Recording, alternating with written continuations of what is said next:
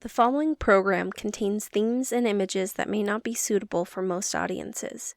Viewer discretion is advised. Don't forget to follow us on social media at Panda Pig Inc. Rate, review, and subscribe. Hello again. This is Panda. This is Pig. And you're listening to... The Heart and the Bones. Yes, you are. Welcome back. And we appreciate you for coming back. You've made it this far. Episode 4. Episode 4. Mm-hmm. Very nice, very nice. The Man and the Bear. Round of applause for making it this far. Clap and a half. Mm-hmm. Alright, so about this episode. It took me forever to even get through this episode. I had so many thoughts. So guys, forgive me, because my commentary, there will be so much in the commentary section. And don't forget, guys, we do have a true crime segment at the end. Mm-hmm. Just forgive us, because we're going to have a lot to say about the commentary on this one. This episode is either going to shock us with how long it is, or it's going to shock us that it's not that long. Yes. Yeah. So bear with us, please. Yes. So who were the writers on this episode? Okay. So the director in this episode is the same director as The Man in the SUV, Alan Croker. Interesting. And the writer is Laura Wollner. Wow. Mm-hmm. Interesting twist. Yes. So... Well, I like her taste in this episode, shoot. I like her taste. And I also... Like, from The Man in the SUV, I did like the directing, you know? Yes. The scenes and how they looked. So... We'll just have to see. So, suffice to say, we really loved this episode. We really did. So, even though this was directed by the same guy who did The Man in the SUV, because that's not really an episode we're a big fan of, this one we are actually a big fan of. So, I'm going to give more credit to the lady who wrote it. Yes. And the man who directed it. But, you know, kudos to both of them. Kudos to both. And I think it'll be interesting to see. Because one of the things that we've always talked about when me and Panda talk about Bones is how some episodes the characters don't really feel like themselves. Yes. There's like an inconsistency, especially with the character development. Yeah, and so we'll always have these conversations where we're like, who wrote this episode? Because this doesn't feel like so-and-so. Yes. So that's one of the things we wanted to pay attention to was if there was a pattern between who was writing / directing what episode as to what kind of feel you got from the characters. Yeah. So if you guys want to take note of that, you know, you can, or, you know, just rely on us and we'll try to follow through with our word. We're trying to keep track of that for you guys. Yeah. So here we go. All so right, this let's episode, dive in. So basically it's about cannibalism in a small town. Delicious. So Bones and Booth are called to go to Aurora, Washington, across the country, Washington State, because a bear at a national park was found to have a human hand in it. Dun, dun, dun. Turns out the human hand had a body, and that body belonged to someone who was murdered and cannibalized. Good that the body had a hand. Yes, it did. They were once connected, but since departed. But they came together again. In the end. Inside of a bear. Well, no. They didn't come together in the side of the bear. They were separated by the bear. Oh, yes. They were separated by a bear, and yeah. I just figured they were all in the bear, to be honest. I completely forgot. Yeah, so... It was a long episode for me, guys, okay? Basically, took her 2 hours to watch it. Okay, it's been a long episode for me. I just... Yeah. You'll see why. So anyways, they go there, they kind of meet the locals, and they determine that it was the local doctor. Yes. Who had kind of gone crazy from years of eating human flesh. Yep. Out of, what did you say it was a Native American cannibalistic ritual or just an ancient cannibalistic ritual? Honestly, all that's going in my brain right now is insane in the membrane. Yeah, true.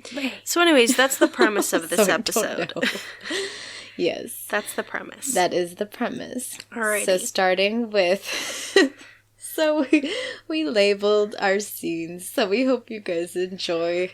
Basically, so kind of how we do this is we'll each watch the episode. Yes. And when I watch the episode, I make my notes, but I also make an outline so that when we're talking about it, we kind of know what where scene we're at. Yes. we're talking about or what we have thoughts on. Yeah. So usually I just name it, something regular, but this time I had fun with it. She basically treated it as if she was the author of chapter books and had some creative titles.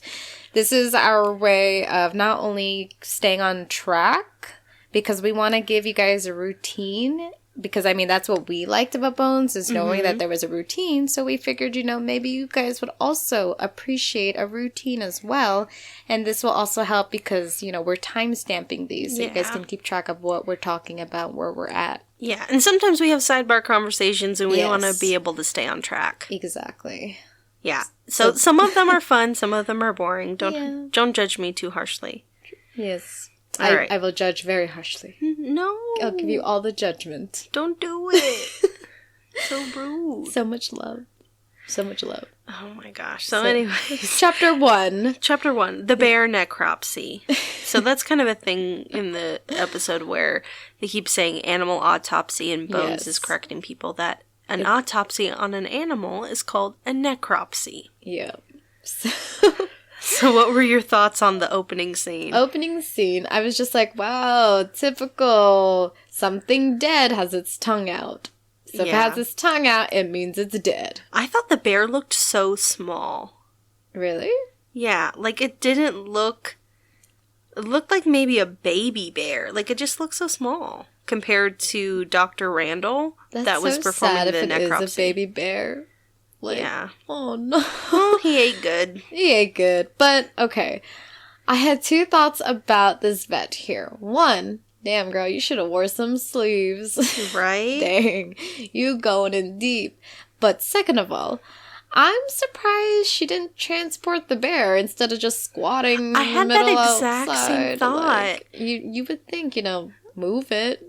You don't have know. to be out there with the poor lighting. Like, I get it, movie magic, but dang, come on. But I don't know if it's movie magic or like small town logic. Maybe small town logic, who knows? Yeah, I don't know. I don't know We're not very good protocol. at small town stuff, I don't know. No, I don't know the protocol for a bear necropsy in the woods. Nope. But I had that same thought. Yeah, so I was like, Yeah, so anyways, the bear, they do the necropsy. Yes. They find the hand in it. The vet that's doing the necropsy is Dr. Randall. Yes. And she's met with... Dr. Denise Randall. Dr. Denise Randall. Mm-hmm. And she's met with Ranger Sherman Rivers. Mm-hmm. And he's a park ranger, federal land. Yep. Ergo... Bones and Booth are called because National Park is considered federal land, hand-bone connection. So that's why they gotta be there. Which is good because it's good that Pig explained this to me. I'm Panda. Yeah, remember who you are. I'm trying to remember who I am. Remember Thank you, Mufasa. You are. Thank you, Mufasa. I appreciate you. No, but she answered my question because I really was questioning, like, do they have no local forensic anthropologists, like, all the way to Seattle, or not Seattle, Aurora, Washington, like, seriously? Like, they... Well, they definitely don't have their own forensic anthropologist. Because remember, in the pilot episode, I was talking about how, as of, like, 2017, there's only 119 board-certified forensic anthropologists. So, I mean, think about 2005. Yeah.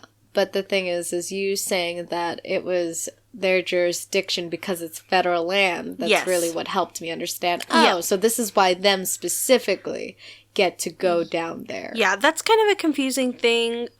Usually if a crime like crosses state lines or the crime that's committed is also specifically a federal crime, right, or if it's done on federal land, right, that's when it kind of falls into FBI jurisdiction. Also, to note is sometimes, like, let's say a state wants to convict somebody of, like a murder or something really bad, and for some reason they can't do it, or there's not the evidence available at that time, they can still be charged federally and get convicted. That's good. At least that's good to know. Tip, guys. Pro tip. Pro tip. Don't There's a lot of crime. tips in here, actually. We have a lot of tips for you guys in this one. Don't commit a crime because you could be charged twice. Well, that sucks. So, but in this scene, also, the one that I want to address is the part where, Booth gives Bones these, they were pictures? You're not going to tell them the name that I gave this chapter? I don't want to. Chapter 2, ladies and gentlemen. Sex field trip with Booth. Ba-dum-tsh. Oh my god. So in this scene, and Booth is telling Bones about the hand and how the FBI office wants them to look into it because it's their jurisdiction. And she determines that the hand belongs to a human male, but that it was dismembered from the body. So Booth then tells Brennan that they're going to go to Washington State to investigate. And I was telling Pig as I was watching this scene, because of course she's with me, and I was like, as they're looking at it and Bones is explaining to Booth as she's looking at the pictures, the way how Booth is trying to understand and translate what Bones is saying, I'm like, that's how I feel. Pig is educating me in the true crime segment, or even in general. And Bones is just totally Pig. And I just feel like in this scene, Panda really relates to Booth, okay? And you're looking at me like, just because you say it in a definitive tone doesn't mean I understand what you're saying. Exactly. Just, yes. Yes. I try to lay it down in the simplest of terms. She be trying. And then she used them big words, or sometimes I'm like, I don't know. It's because I don't have the glasses. So yeah. I'm not smart if enough. only your vision was worse, you would be able to understand what I say. Exactly.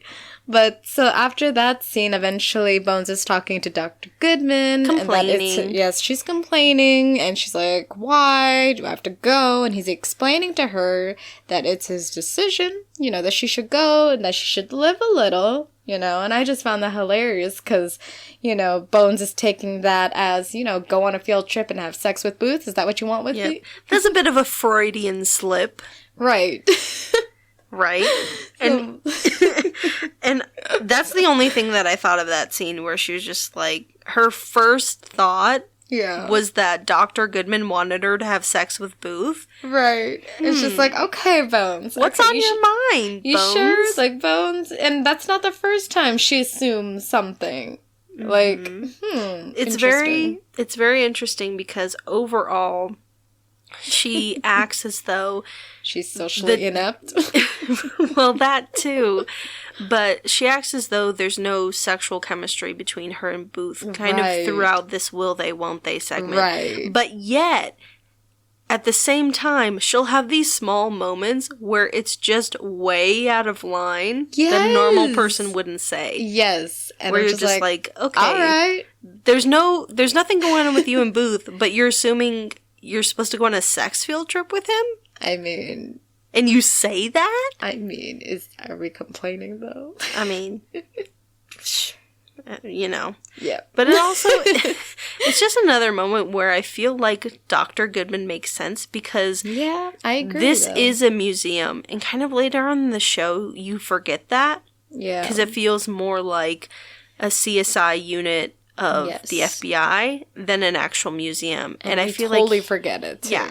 He draws you back to the fact that they work at a museum and he's loaning her out. Yes, like this is a favor to the FBI.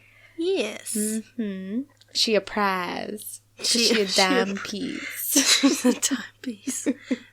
She is, though. She really She's is. She's a snack. She's a really babe. Is. She totally is. Her and her sister. Absolutely. Chef's kiss. Chef's kiss. So they're driving to go to, I'm assuming they got off the airplane and that's I don't believe that they drove all the way from D.C. to Aurora, Washington State. No, they're driving from the airport or somewhere. They're driving from somewhere into town. Mm-hmm. And, basically, this is just a little bit of banter between them. The car rides are always character relationship developing. And it also kind of shows how, you don't get rich working at the FBI. You really don't. You really don't.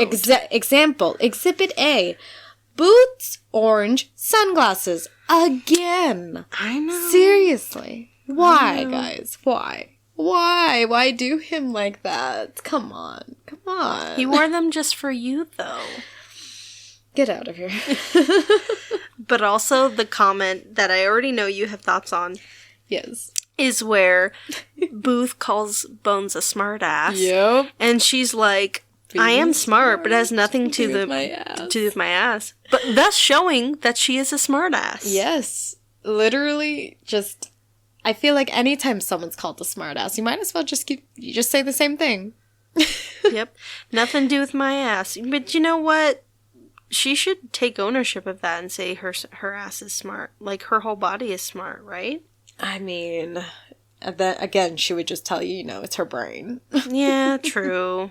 But what I also enjoyed, though, is the fact Booth basically scheduled Bones to take him on a date. Yes. And I was like... He's so smooth.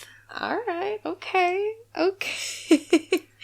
And I think there's a part Bones was saying, what's wrong with feeding victims to bears? Oh, yeah, I forgot about that and part. In my mind, I'm like, maybe that's a way on how you get a friend for life. I had a Nick Miller moment from New Girl at that point.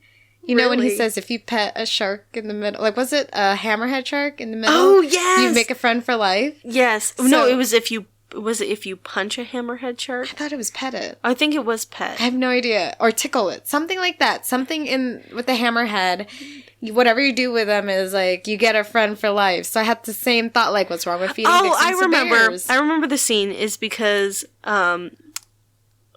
Jess's dad was asking Nick that if Jess was drowning in the ocean and a shark was coming after her, what would he do? And he's like, depends on what kind of shark it is, because if it's a hammerhead, you pet it, you have a friend for life. Yes, that's exactly the scene. So I had the same thought, I don't know why, where when Bones goes was, what's wrong with feeding victims to bears? I'm thinking, maybe that's how you get a friend for life.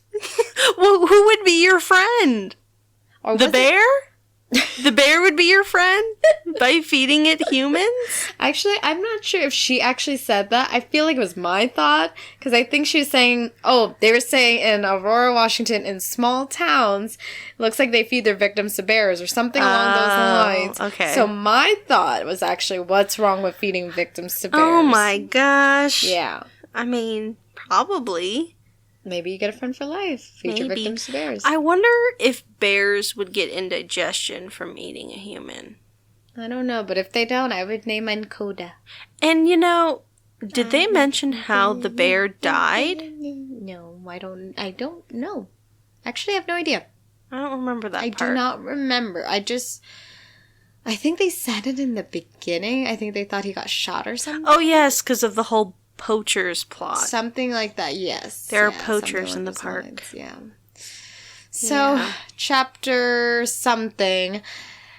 Pig named it. Charlie. Right. Well, anyways, they get to Aurora and they meet Dr. Rigby, Park Ranger Rivers, and Dr. Randall. I almost skipped that part. Yeah. Yeah. And so she's reviewing the bones.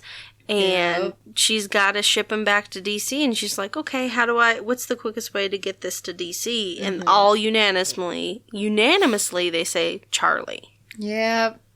And we move to Charlie. And this is where I meant to say, where Pig labels it. Chapter, Charlie being thirsty and Zack needs a hug. Yeah. Charlie is so thirsty.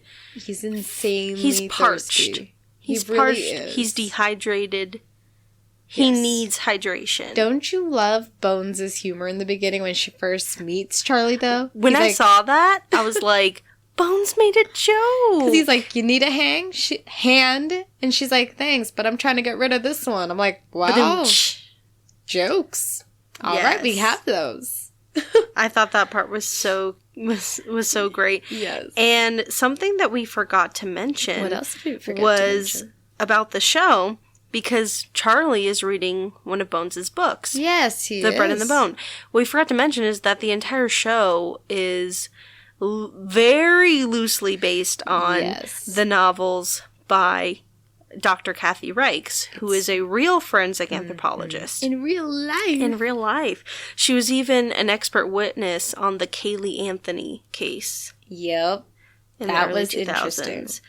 Yes, it is. That was a very interesting case. Yeah. Mm-hmm. And I remember when we discovered that fact, we were like, whoa.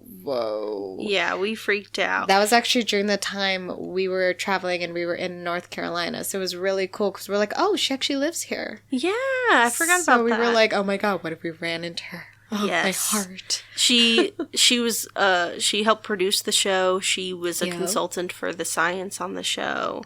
Which is good.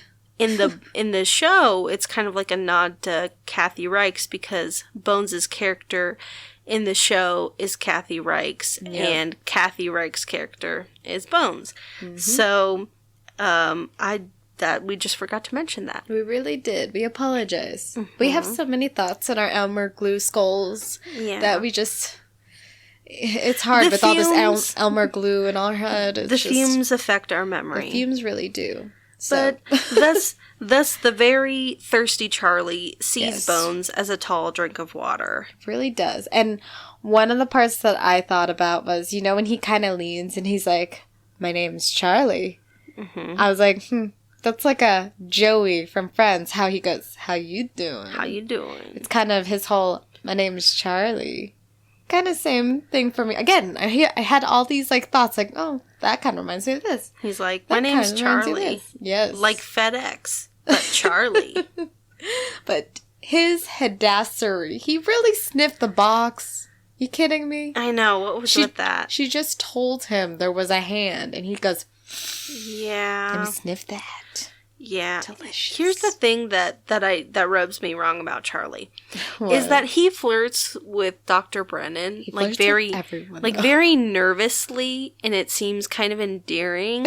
But when you look at him, he clearly, and kind of his characterization, he's clearly not nervous about women. He's not. And he flirts with her boldly but nervously to where she's kind of like, you're being so silly. You're so silly. But I see an inner an inner I could see boy. right through you. Yep. You weak boy. You weak. Mm-hmm. Basic boy. Yes. So then after that scene we end up where is it? Angela and Zack, they're looking at the hand, aren't they? Yeah, and he's seeing that the marks on the bone look like they maybe come from a handsaw. Mm-hmm. But he's kind of insecure about it, and Angela says she's going to render the images on the Angelinator. So here's the thing that I didn't realize. So you know how we were both so confused from how many times we rewatched the show, how you've got the hologram equipment, and then it goes to kind of the monitors that she's got. So this is the Angelinator? Yes, apparently they had different names, dude, and I didn't even realize it. I guess. So where do I have it? It's just been so long for us. It's so hard. I guess we just forget. Basically, she develops the software to make the Angelotron. Well, we've just been assuming it was all just the Angelotron because the Angelotron has been around for so long. Yeah, and honestly, Angelinator does not have the same ring to it as Angelotron. Yeah. I'm not a fan. Neither am I. But I do think it was really sweet of her to offer to make the 3D image, and then she was just like, it's okay.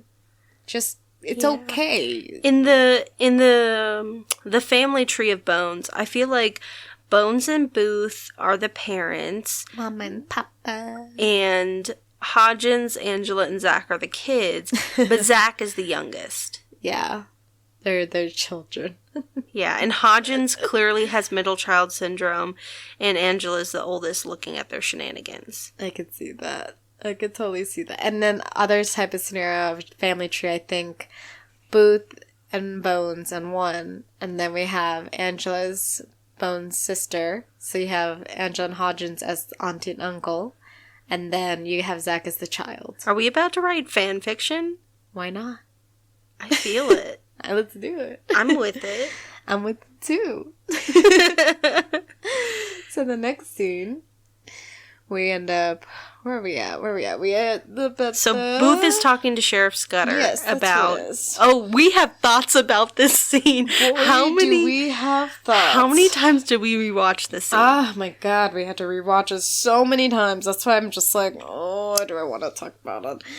So basically, you start off and you see Booth talking to the sheriff, and first thing to note is watch how he scribbles. Mm-hmm. Seriously, at first, it's like, okay, kind of believable. And then I'm like, dude, what are you doing?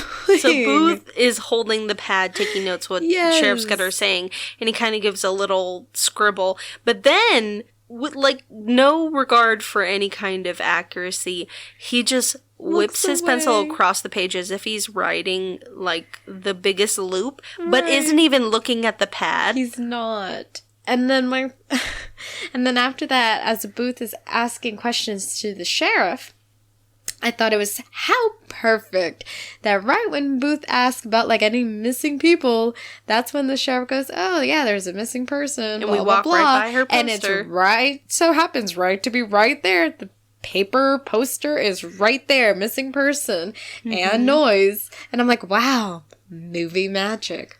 Movie magic, right again. But then the movie magic is failed because when you look at the poster... And you pause, you look at the poster, they repeat the description. Mm-hmm. So it's actually not as long as you think it is. And then there's a floop. Because it says she's been missing for 6 days. And this is where Pig acknowledged that the sheriff says that she's been gone for a couple weeks. She disappeared a couple weeks ago. When really she's only been missing for 6 days. And that's what it says on the paper. Yeah, so we had to rewatch that a couple of times. Mm-hmm. Because the part where she says it repeats at the bottom gives you a description. It's like, hey, Ann Noyes, she's been missing for 6 days. She lives in Olympia, Washington. And then right below it is the exact same paragraph. Yes. Just to make it look like there are more words on it. Yes. And she's 5'7" and 107 pounds. And both of us were like, wow. Is that legal? Wow. Girl, I get it. Hiker, but dang. You tall and you skinny. Mm-hmm. But she's also a hiker, so I'm 0% body fat probably. Maybe. It's very possible. Who knows? Yeah. Who knows? And so then... But wow. So then Booth and Scutter go back to the sheriff's office. Yes. And they see Bones. Yep. And clearly, Sheriff Scutter is all about that Bones life. Everyone is thirsty for Bones in this. If anything, I would rename this episode as The Thirst is Real. The thirst is real. There is so much thirst in here. It's insane. It's insane. Or Aurora, Washington is only filled with horny people. Not even just that, because even back at the lab, you got thirst over there too. Yeah, that's true. So it's really a whole episode of thirst. Yeah, it is. And then you even see Booth also gets jealous.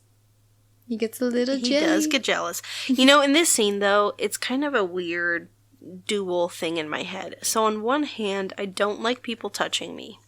Mm-hmm.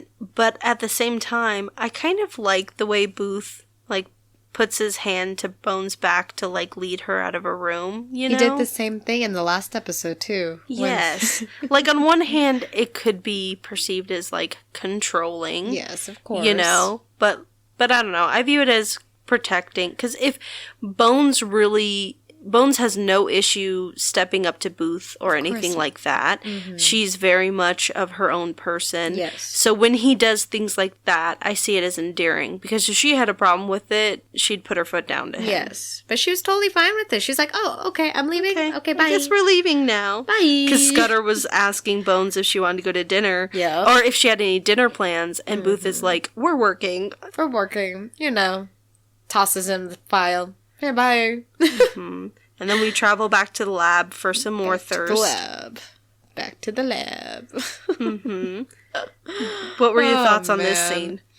So, the first thing that I caught is how Zack seriously mistaken a cartoon for a documentary about a bear that got in his car and drove away. And Hodgins like, that's not a documentary, that's a cartoon, buddy. So, here's the thing. I was trying to look it up to see, like, if before 2005 there was some documentary about a bear driving a car, and I couldn't find it. Okay. But there are videos of bears being in people's cars and driving it down the road. What? Obviously not totally driving it, but probably getting it in. And then just getting in the car and then just rolling down the road. Oh my God. It's possible. Bears are shifty. Wow. I would love to be a bear. That's why I'm Panda. I'm a panda bear. Yeah. I like bears, but... I also had, my other thoughts, too, was also... So when we get to the part where they're flirting, Hodgins starts flirting with the courier. I was like, wow. His straightforward flirting tactic, though. I was like, okay, Hodgins. He was pretty smooth, I'm not gonna lie. Game. Wow. And you know what? You know what it is? He did his hair. He did do his hair. It looked fresh. And his eyes were just piercing at you like beautiful that. Coils. Beautiful coils. Also, like, we're just gonna dunk on Jimmy, the previous courier. Like, my man's won the lottery. Right. And they're gonna dunk on him because he has a third nostril. And I'm like, what does that even look like? I know, right? Like, it's like third eye before your nose. True. And then, of course, after that, like, after they talk, you see Hodgins checking that ass out. He is into her. And the thirst continues. Yes, and other thing I looked up. What did you look up? When Hodgins takes the package, Zack says he bogarted his package. Yes. And Hodgins says that was the incorrect use of the verb. So I looked up bogarted. Wikipedia. And the definition is selfishly appropriate or keep something, especially a lit marijuana cigarette. Interesting. So, I don't know. I think he used it correctly. He bogarted his package, but for his own romantic gain. I mean, yeah, I guess so. I guess so. Why not? All right. Yeah, so Sherman leads Bones and Booth to the bear scat because that's something they wanted to look at. Delicious. Bear scat is bear excrement. It's crap, guys. It's crap. It's crap. You know, and he says something. He says something about Bones being a bone gatherer. Yes, and I liked that too. I did too, and I'm not well versed at all on Native American culture or where each tribes are. But Sherman's described as a flathead Indian, and so I was trying to look up about bone gatherers or whatever. Yeah, and apparently the only thing I could find was that where did I have my notes on it? Hold on. I have no idea. That it's a Choctaw. A Choctaw? Indian thing. What's a Choctaw? It's a type of Native American, chica. Interesting. So, We need to touch up on our Native American culture history in our books. So they are in modern day Alabama, Florida, Mississippi, Louisiana. The Flathead Indians? The Choctaw. Oh, the Choctaw. The Flathead Indians are in Montana. Oh, so that's closer to Washington. That's where their reservation is located. Interesting. For the Flathead. So the Flathead kind of makes sense for him. Yes. But for the Bone Gatherer... It's not really with Flathead Indians. No, it says for the Choctaw Indians. So I was looking up, it's on Britannica.com. They say it's a notable funerary custom that involved the ritual for the removal of bones of the deceased body. Mm-hmm. Subsequently, the bones were placed in an ossuary. This ritual was performed by spiritual, powerful men and women known as bone gatherers or bone pickers, with the departed family members in the audience. That's interesting. Yeah, so I thought that was cool. I don't really know how much of the Native American aspect of this episode is accurate. I'm assuming a lot of it is not. But very possible. Very possible. But to my knowledge, I thought that was a really interesting concept that I wanted to read more about. I mean, I thought it was really endearing, too. Just that phrase of, like, you know, being a bone gatherer really helps the spirits move on. Mm-hmm. And Bones was like, that's the best job description I'm ever going to have. I really liked it, though. I really did. That was a nice little thing that he said to her, and I thought that was just so sweet. And when Bones, like, just goes straight for the scat, the Ranger's like, she's not squeamish, is she? And Booth basically comments about how, yeah, you guys don't get a lot of women out here, like, different women. Yeah. And I'm like, yeah, this is where... Small town logic. Well, not even... Yeah, small town logic. And Bones is basically going to be the... She's the shiny new toy. The shiny new toy. She is snack. Of this episode. Yes. Which leads us back to Charlie being thirsty again. Part 2. And I love this scene. Oh my god. So much. So right now Bones needs to send the scat to the Jeffersonian. And here you see Charlie again. And oh wow, how convenient. He's reading The Bread and the Bone. Mm-hmm. And then he's like, I finished chapter 7, you know.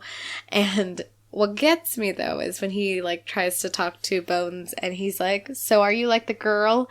Like, do you do everything the girl does in the book?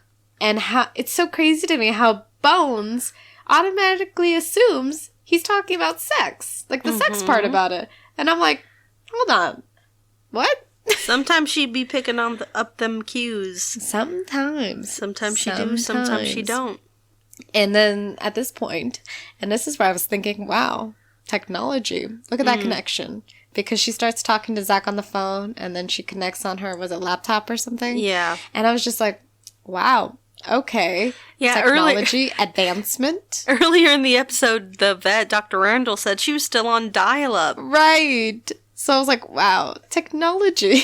Technology. Bones only the best. Of course. And then you have Charlie is just so bold. Like the thirst. Oh my gosh. Yes. So basically, Bones and Zack are talking on the computer. And Charlie is like, hey, Zack, does your boss have a boyfriend? And Zack's like, no. Are you extremely good looking? And then... He's like, yes, Zack, I am. And then... Oh my God. And then he asks Zack, he's like, Zack, are you really smart? And Zack, the scene is so hilarious because he just turns his head in the most posh way and he's like, yes, Charlie. And, you know, he's like, yes, I am, Charlie. Yes. Yes, I am. And then this is where they start to discover, they start to look at the bone and they realize they see human teeth marks on the bone. And it just kills us. We watched this a couple of times. I repeated the scene quite a bit because I could not get over the scene when they realize it's human teeth marks.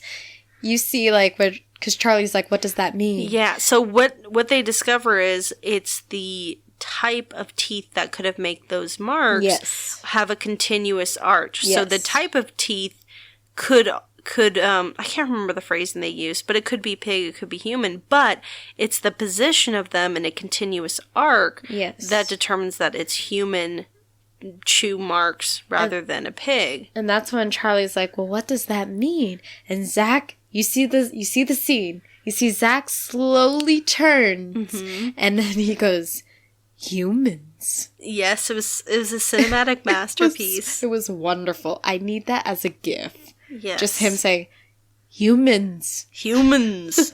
It felt like, it was a Planet of the Apes intro. Where it's like, humans. Foreshadowing. It was so great. It's so great. So now that they know that it's a human, they go and they tell the sheriff. Sheriff Scutter. And he's eating, and he's supposedly supposed to look like he's really grossed out, but continues to drink and drink. Mm-hmm. Like, seriously, bro? Yes. So there is a part where it's so interesting to me, because as they're talking about, the cannibalism part of this, he even asks Dr. Brennan, has she ever eaten human flesh? And she's like, I've never been offered. But then Booth also asks, like, but would you? Mm-hmm. And I don't remember exactly what she said. Do you remember what it was? Yeah. So she says, she's like, that's an interesting question. I'd have to think about, like her circumstance? The circumstance. She would have to think about, like, her desire for... kind of like where her headspace is in that moment. So this scene, like when they talked about eating human flesh, it made me think about the one scene in Kingsman. Really? Like, I'll try not to make it a spoilery thing, but in the second Kingsman movie, you remember when there's that human hamburger moment? Oh my god. That burger looked so juicy and delicious. Okay. And it was human? Yes, I felt so conflicted internally because I was like, man, that burger looks really, really good. You can add that recipe to my Cannibal cookbook, guys. So I'm gonna take you guys on a little story time, okay? Mm-hmm. So there was a day that Panda and Pig were... Once upon a time, Panda and Pig were strolling in Barnes & Noble. And... we were just drinking our Starbucks, pink drinks, walking around. This was still pandemic times. Still pandemic times, okay? So there's no seating at the Starbucks, and we're just, looking at the books at Barnes & Noble. With our masks on. With our masks on, of course. And as we are looking at some books, we are in a section where we see cookbooks. And I'm reading them, and I noticed one of them said, Cannabis Cookbooks. Mm-hmm. I thought it said, Cannibal Cookbook. And I had to second guess and take a second look, and I was like, why did I really think this said a cookbook for cannibals? And then I started talking to Pig about, I wonder if there is a book. And if there were, I feel like the best option is just put some garlic salt on that, sprinkle some parsley on that bitch. That's our answer for everything. Bon appetit. Garlic salt on everything. Honestly, I like having garlic, like things to be garlic. Like another friend's reference, like how Monica makes everything like garlicky. I would not mind that. Yeah, I really like garlic. Suffice to say, we went on an entire conversation about what kind of cookbook a cannibal cookbook would look like, and I told her that it should be called what did I say it should be called? Cooking for Cannibals? Yeah, cooking with cannibals or something like that. Cooking with garlic salt for cannibals. Something like that. Anyways, something along those lines. It's not as funny when you explain it, but it was hysterical at the time. It was a masterpiece. And of course, because at the time, some strange man decided to follow us, and I don't know what was his deal, because he just started saying a bunch of random stuff to us, just a lot of gibberish at this point. But I was like, you know what? I will dedicate my cookbook to him. Be like, to the jerk face that we saw at Barnes & Noble, this is for you, bro. That's the weird thing about, being a woman like when you're walking around and a strange guy starts talking to you, you have to think to yourself, okay, is this just an interesting person with an interesting personality? Right. Or is this the type of person that could kill me out in the parking lot? I mean, you never know. And the reason why we're saying this, guys, is because not too long after, he tries to follow us. He followed us into a different section. And then he tried to start a conversation and give recommendations. And then he tried to find us again later and starts asking people, have you seen my friends? Yes, it was so Sir, creepy. we were not your friends. I'm sorry, honey. We hid in the young adult section. We really did. Because he was not going to go there. No. So that's what happened. No. On Once Upon a Time. Yeah, so when we... My tale of my Cannibal cookbook. When you publish your Cannibal cookbook, in the beginning there'll be a dedication to the creepy guy at Barnes & Noble. They will be there. But, would you try human flesh? Would you provided the opportunity where it was not, at... like a murder or something like that? If somehow the stars aligned where it wasn't like you killed someone or something like that, would you garlic salt on that bitch and maybe I'd try it. It's more about the seasoning for you. It's all about the seasoning, honey. I don't give a shit. You never know what we're eating half the time, so I'm like, if it tastes good, you never know.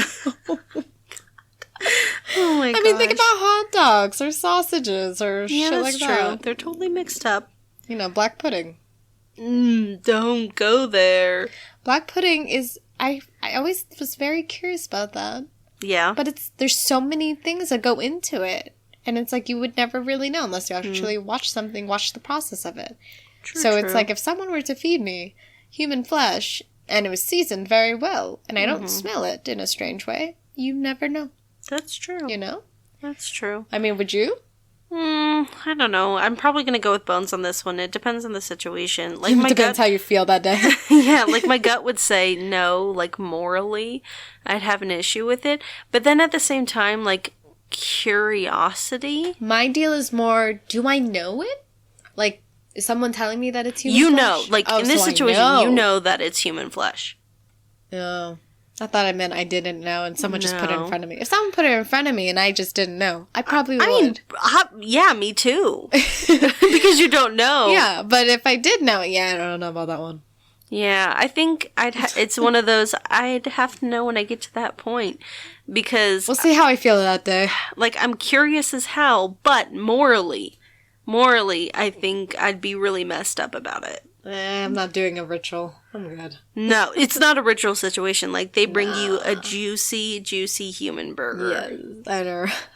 Ritual, no way. I don't mess with that stuff. Nah, I'm good. No, I'm not trying to be in a horror movie.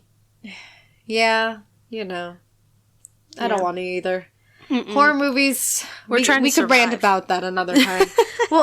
We'll get back to that. Reeling it back in. So now, after we got to finished that scene, we end up back at the lab.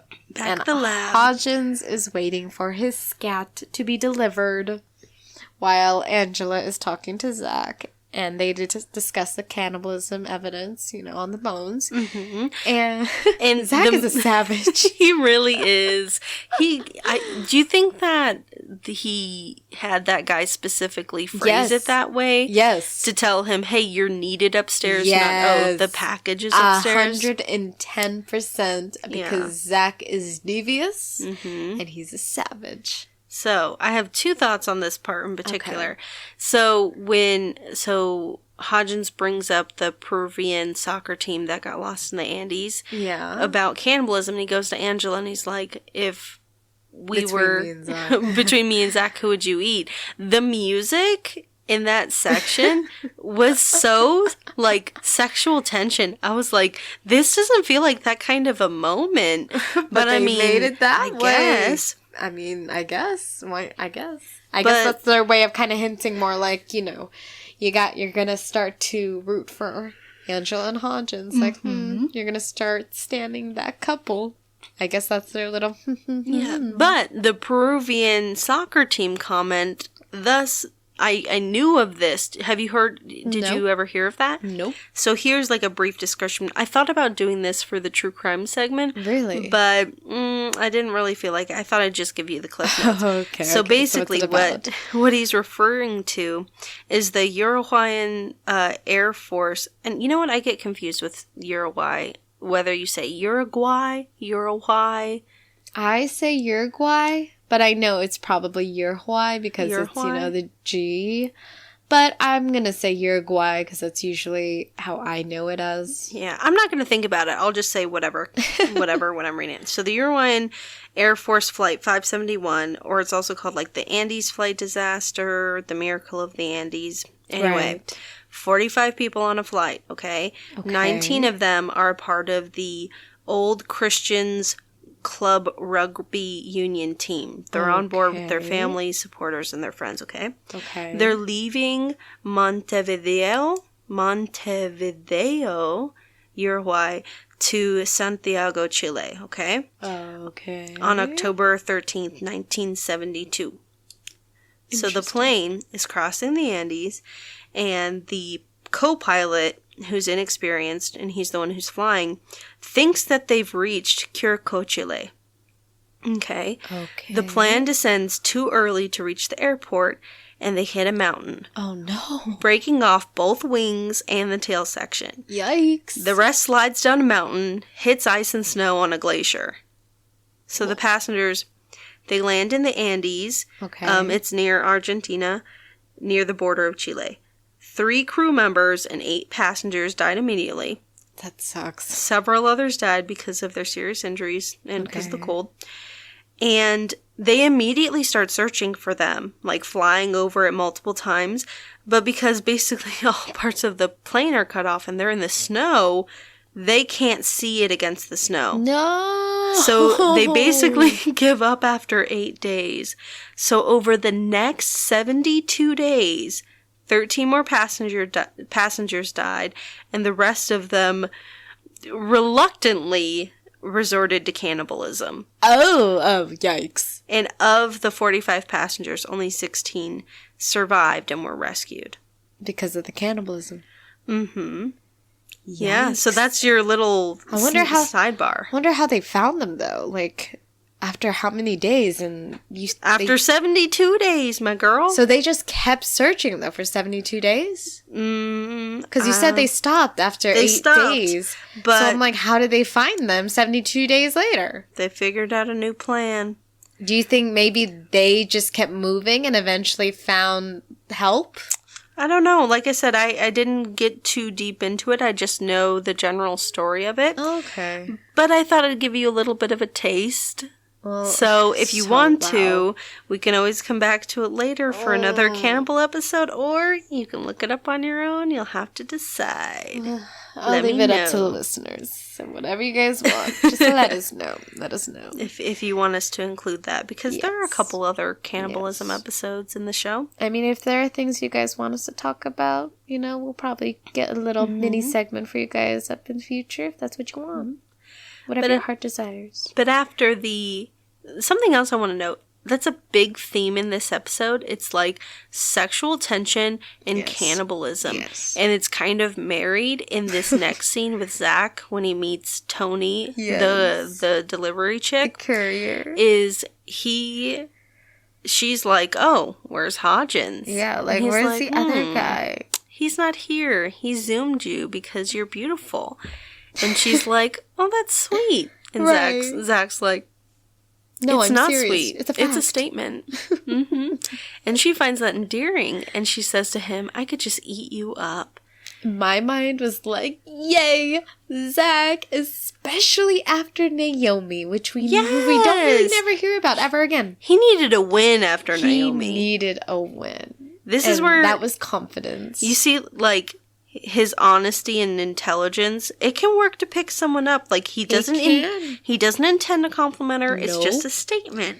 And it works. But it makes it more of a compliment because he's honest. He's so genuine. It made me so happy. I was like, yes, Zack. Yes.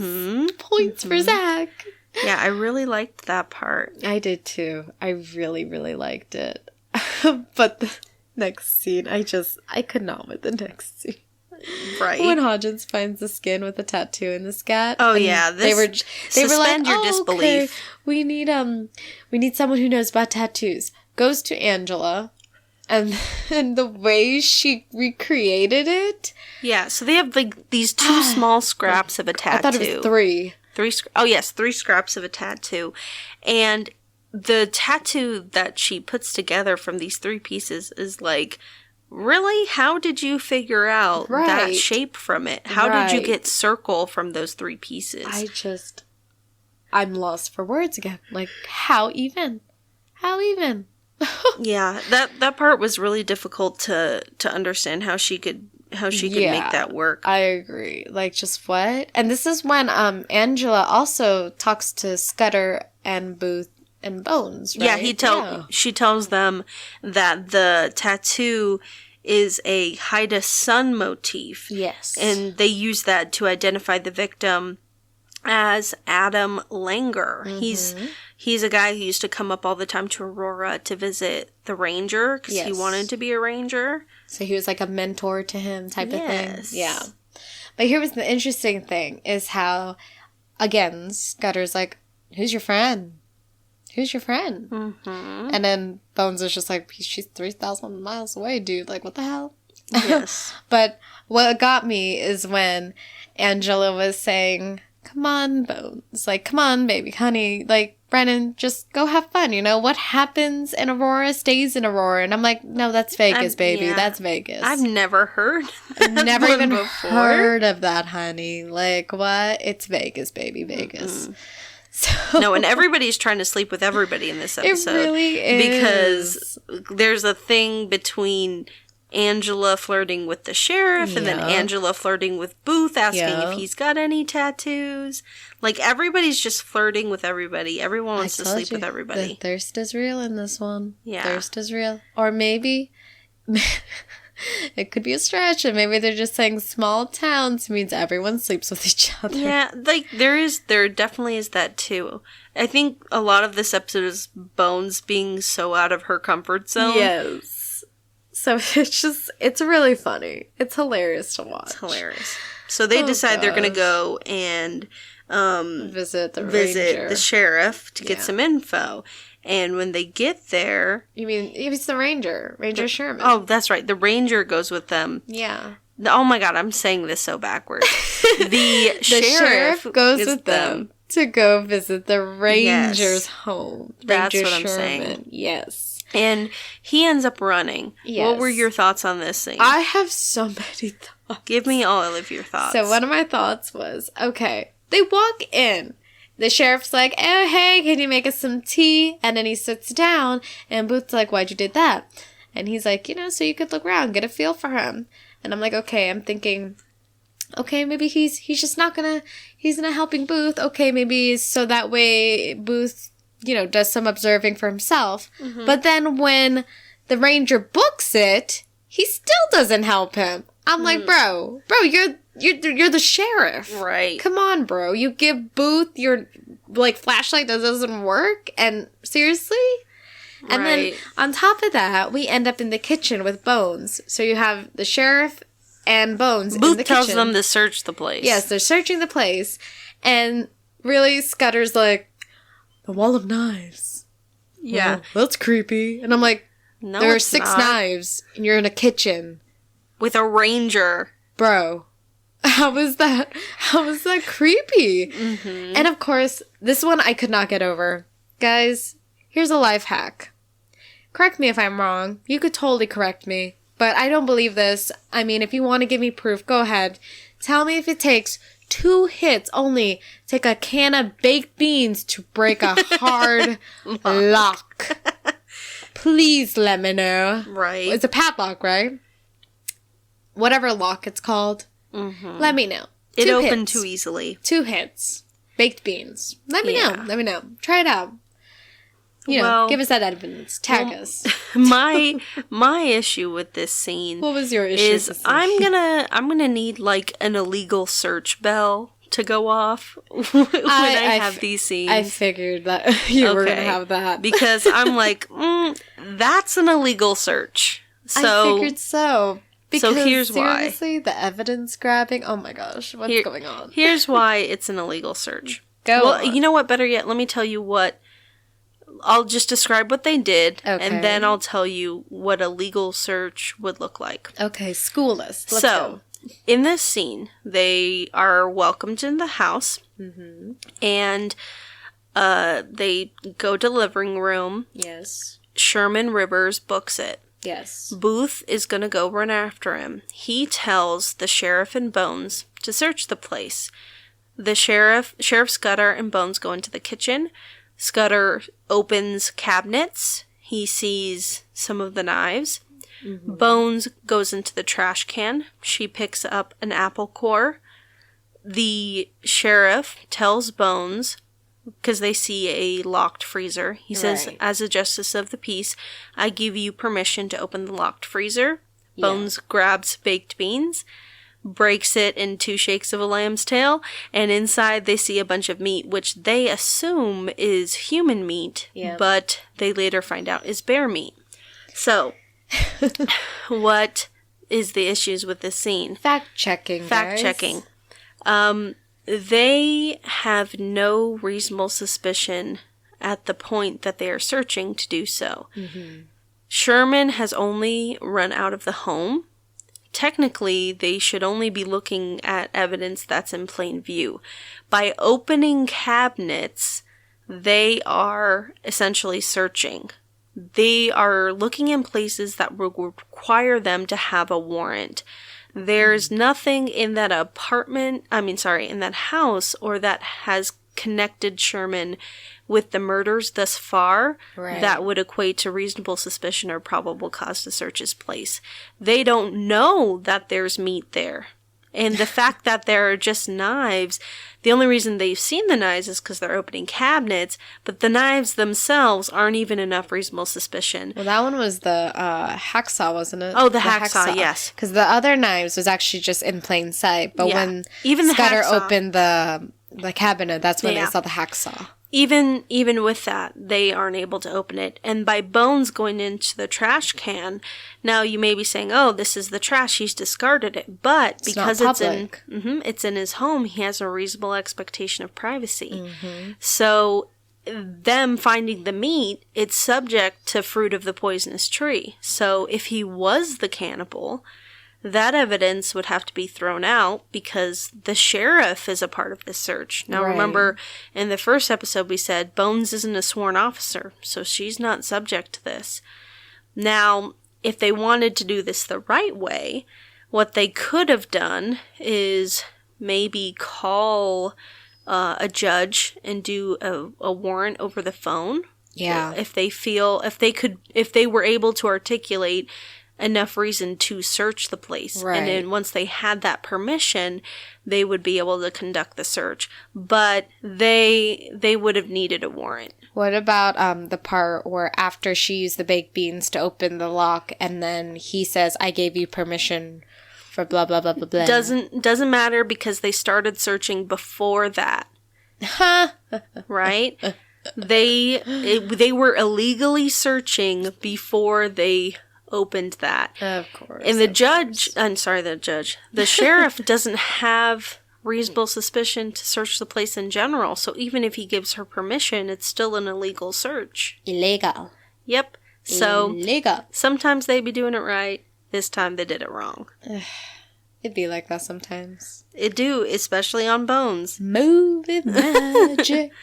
Movie magic. So, pro tip, in real life, that is an illegal search. Yes. That's a fun fact for you guys. Fun fact. So, the thing is that Booth's, when he was searching for the ranger in the woods, he loses him and his flashlight dies. It's the sheriff's flashlight, by the way.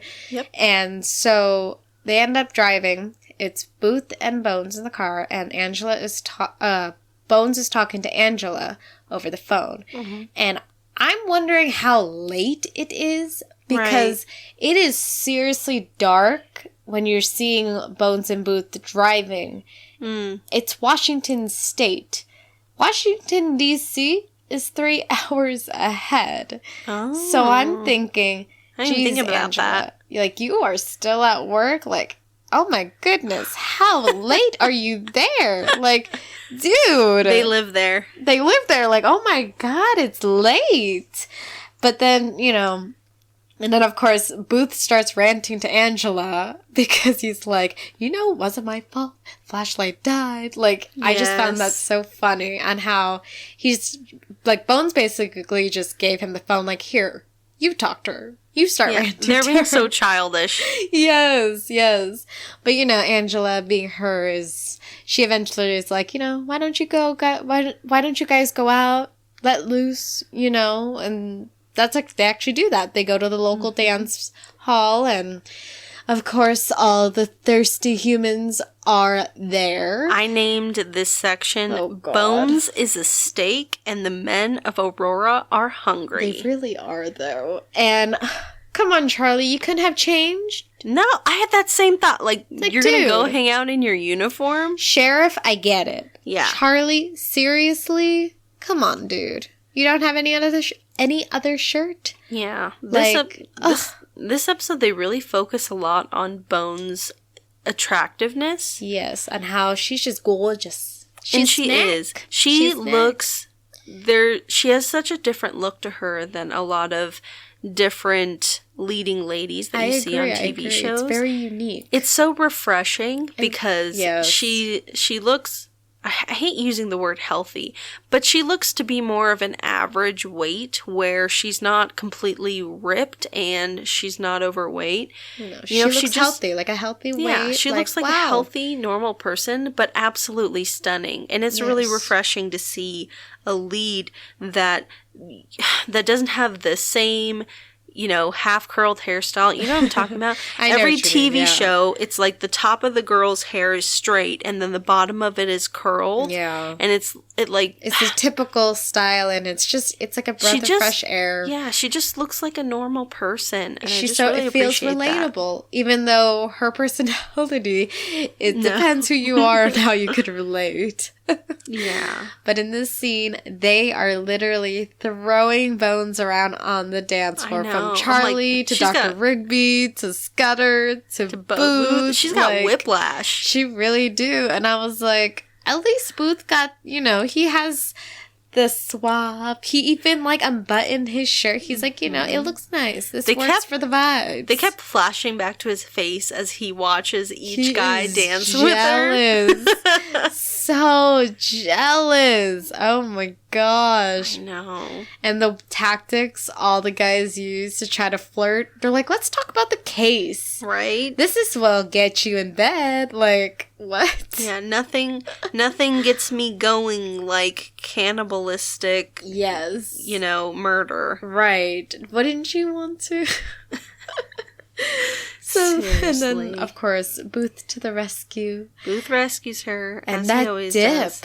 Yes! And how their faces get close together when she comes back up. I was like, I love it.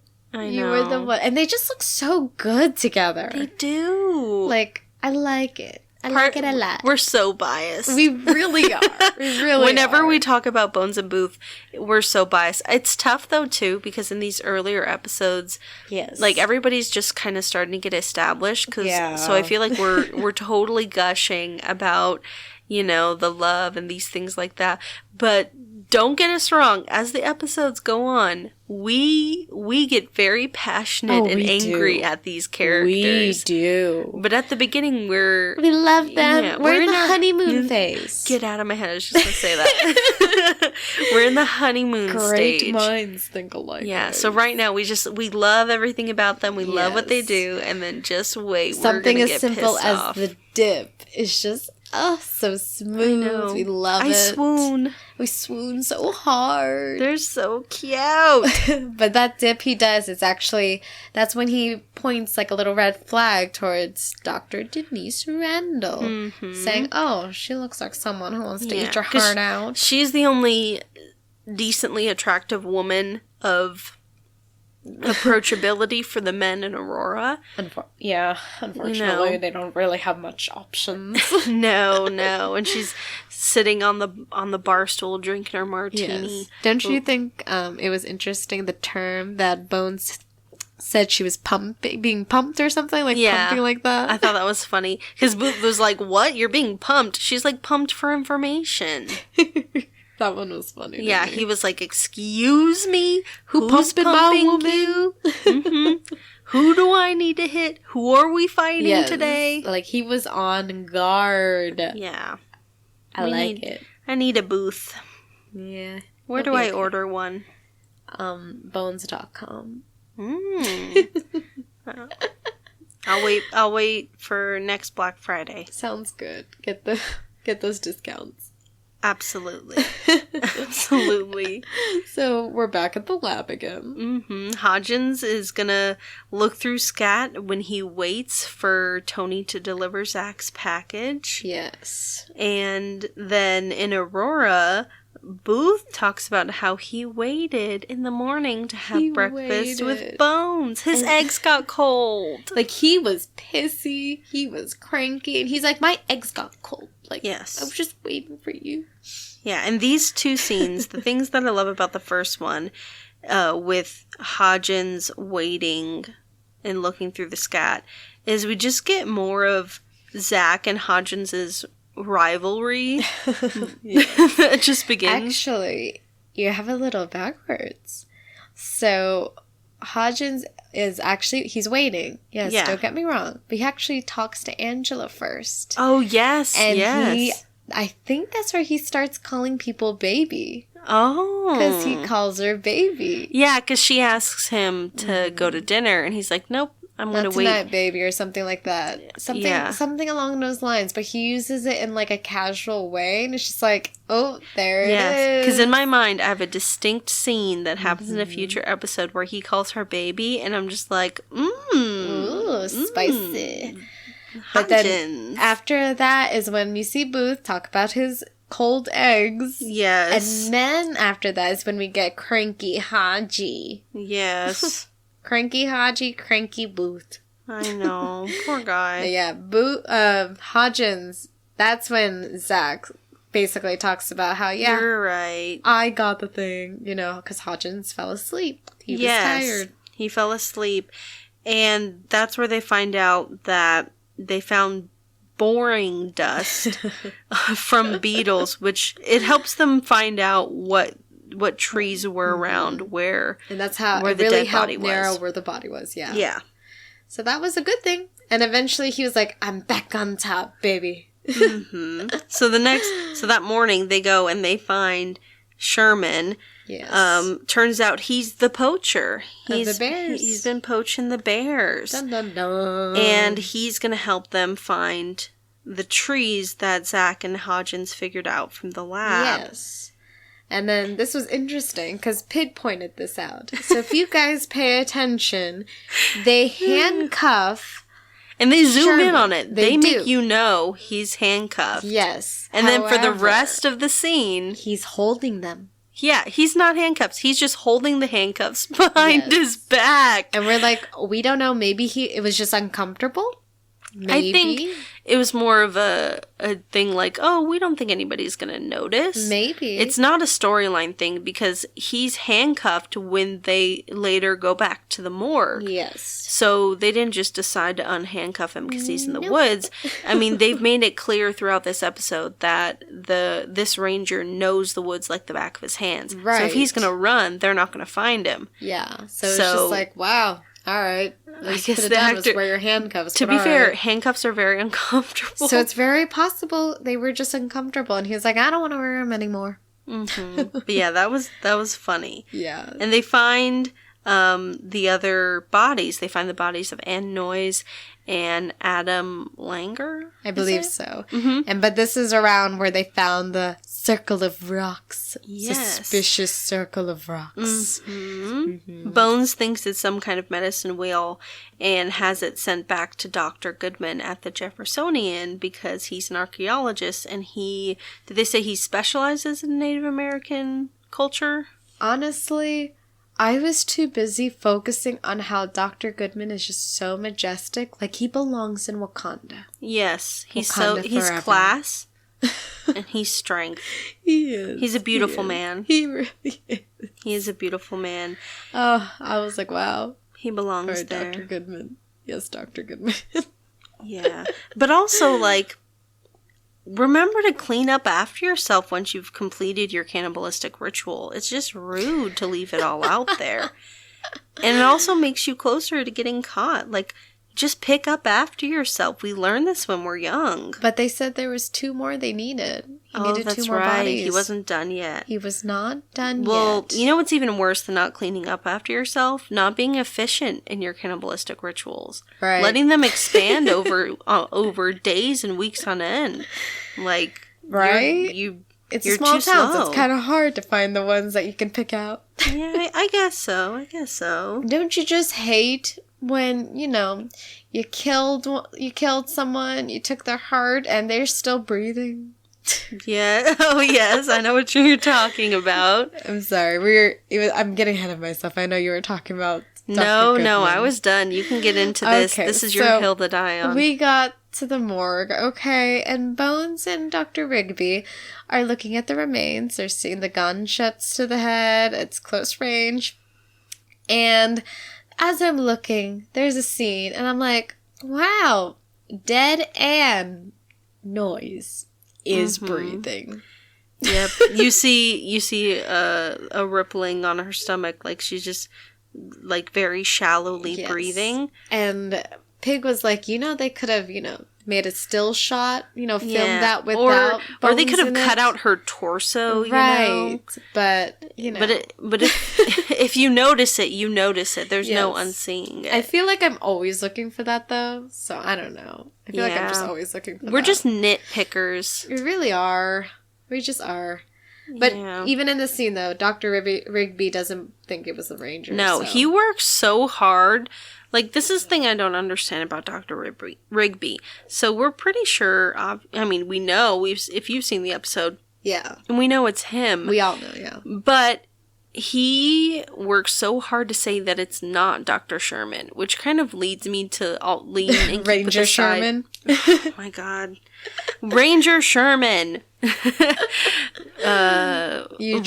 Ranger Rivers. That works better. There you go. Rivers. Dr. Rigby works so hard to say, look, it's not Ranger Rivers, which leads me to believe that he is more crazy, because if he wasn't crazy, he would know that he needs to have a fall guy so that he doesn't get caught. You want to know why he didn't think it through? He didn't put enough garlic salt. Yes. I bet you it like helps better with the digestion. I bet you it does. He needs more seasoning. Yeah. Was it turmeric? Put some turmeric on that? I don't know how people season their food in Washington. I'm not going to make any accusations, but I'm assuming of those people in Washington who are cannibals, they're probably not well versed in their seasonings. Yeah. And that's probably why he's crazy. That's absolutely true. So right when they go outside of the morgue, you see that you have the Ranger still handcuffed, quote unquote, possibly handcuffed. Mm-hmm.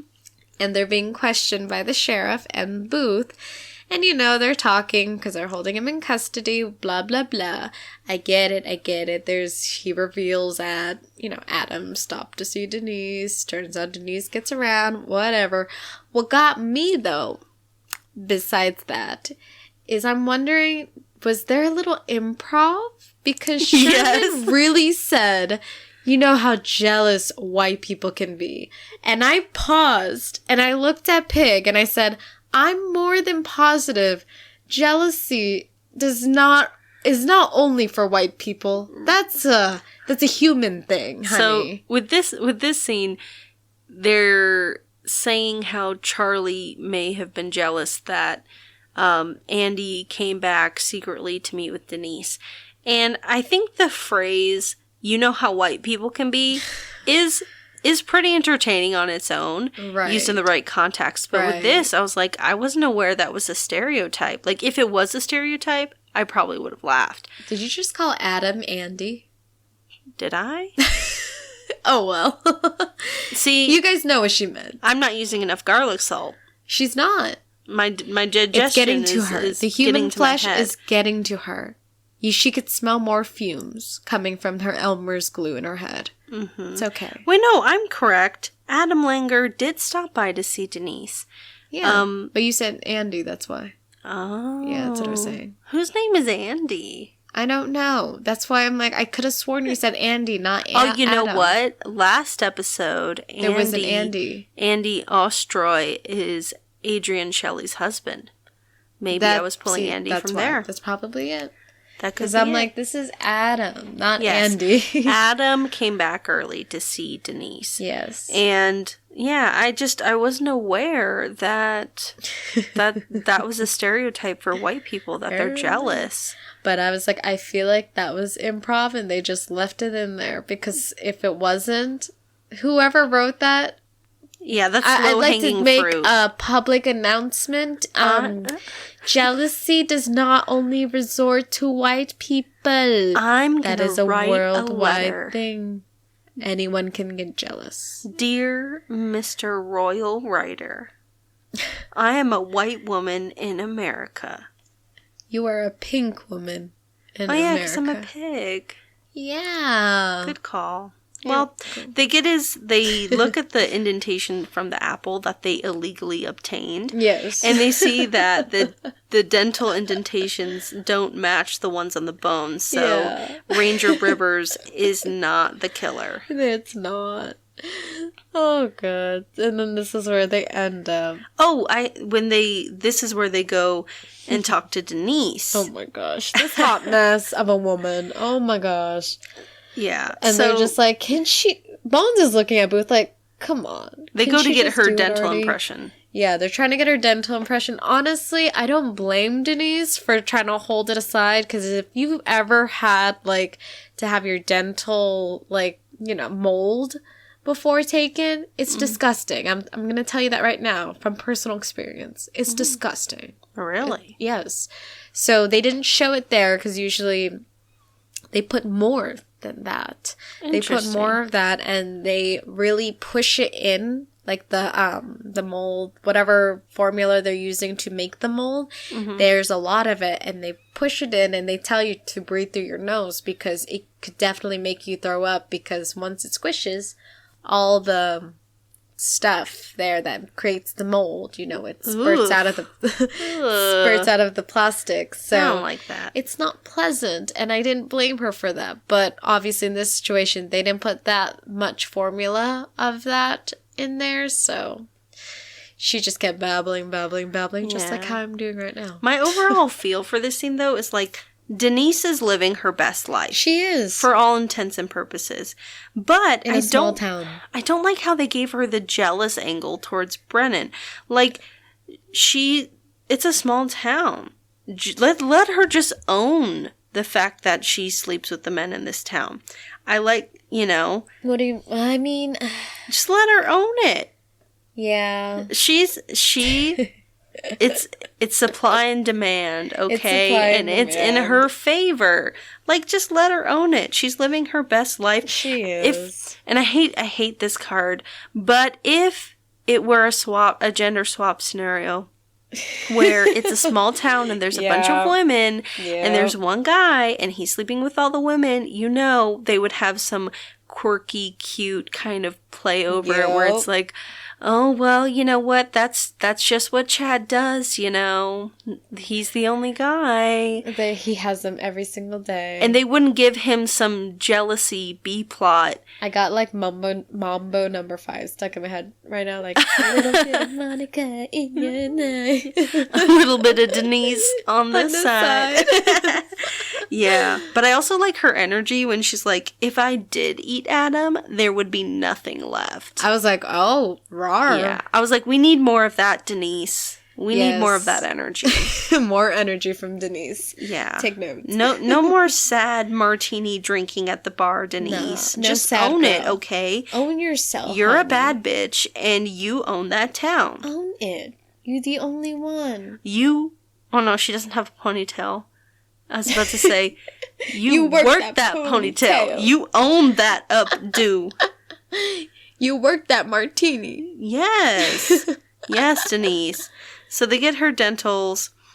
Yes. And back at the lab, Zack's looking at the bones with Angela. And he sees that the marks on the bones, they look too uniformly spaced to have come from teeth. And they figure out some kind of machine. So he calls Bones, and she's looking at the pictures with Booth, and she can't believe that her and Dr. Ruby missed it, but it looks like it's from a sternum spreader. Yeah, and that's how they figured it out. He didn't miss it. It was him. But how does, Booth automatically know what a sternum spreader is? I thought it was her who... Right, but he said a sternum spreader, and she said a sternum spreader, and he said, she hasn't had any heart surgery, has she? And I'm like, how do you know that? I feel like, okay, maybe this is me stretching. Okay. But it's because it's most people know what a sternum is. At least that's what I like to assume.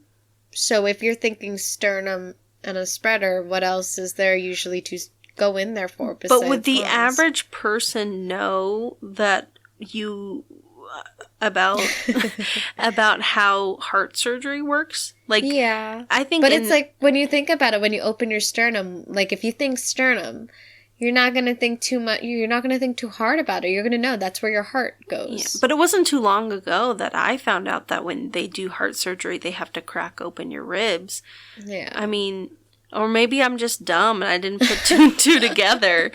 I mean, this is me just stretching. It's probably very much they just didn't catch that. But I was just I knew what a sternum was. I knew what a sternum spreader was. And him just saying, oh, yeah, heart surgery. I mean, it for me, I did two and two together, so I guess it made sense. But, on the fly, it's possible. Yeah. So they know it's Dr.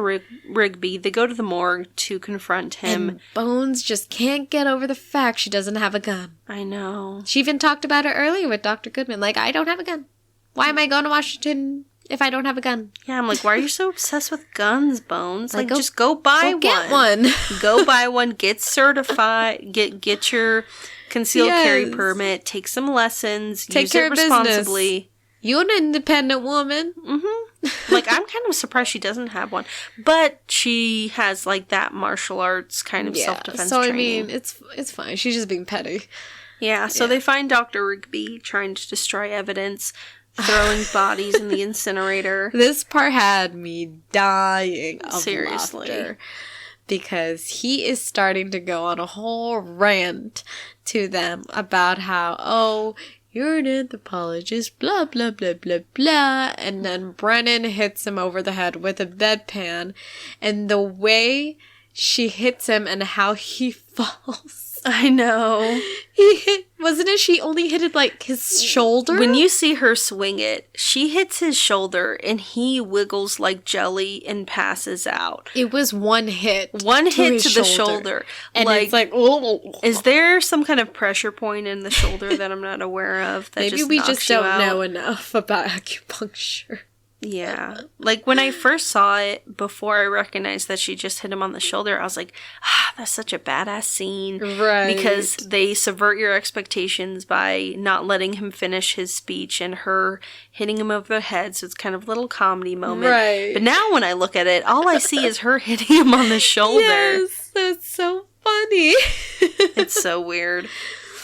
Oh, I love it. I just love it. It's great. And even she, Bones was just saying, I don't want to hear that psycho crap. I don't even know what was the words. I just know it was just... The psycho speech. Yeah, something along those They're lines. we get it, you're crazy. Now let us arrest you. Yes, let's get rid of the mumbo-jumbo. Yes. So then we go back to the lab.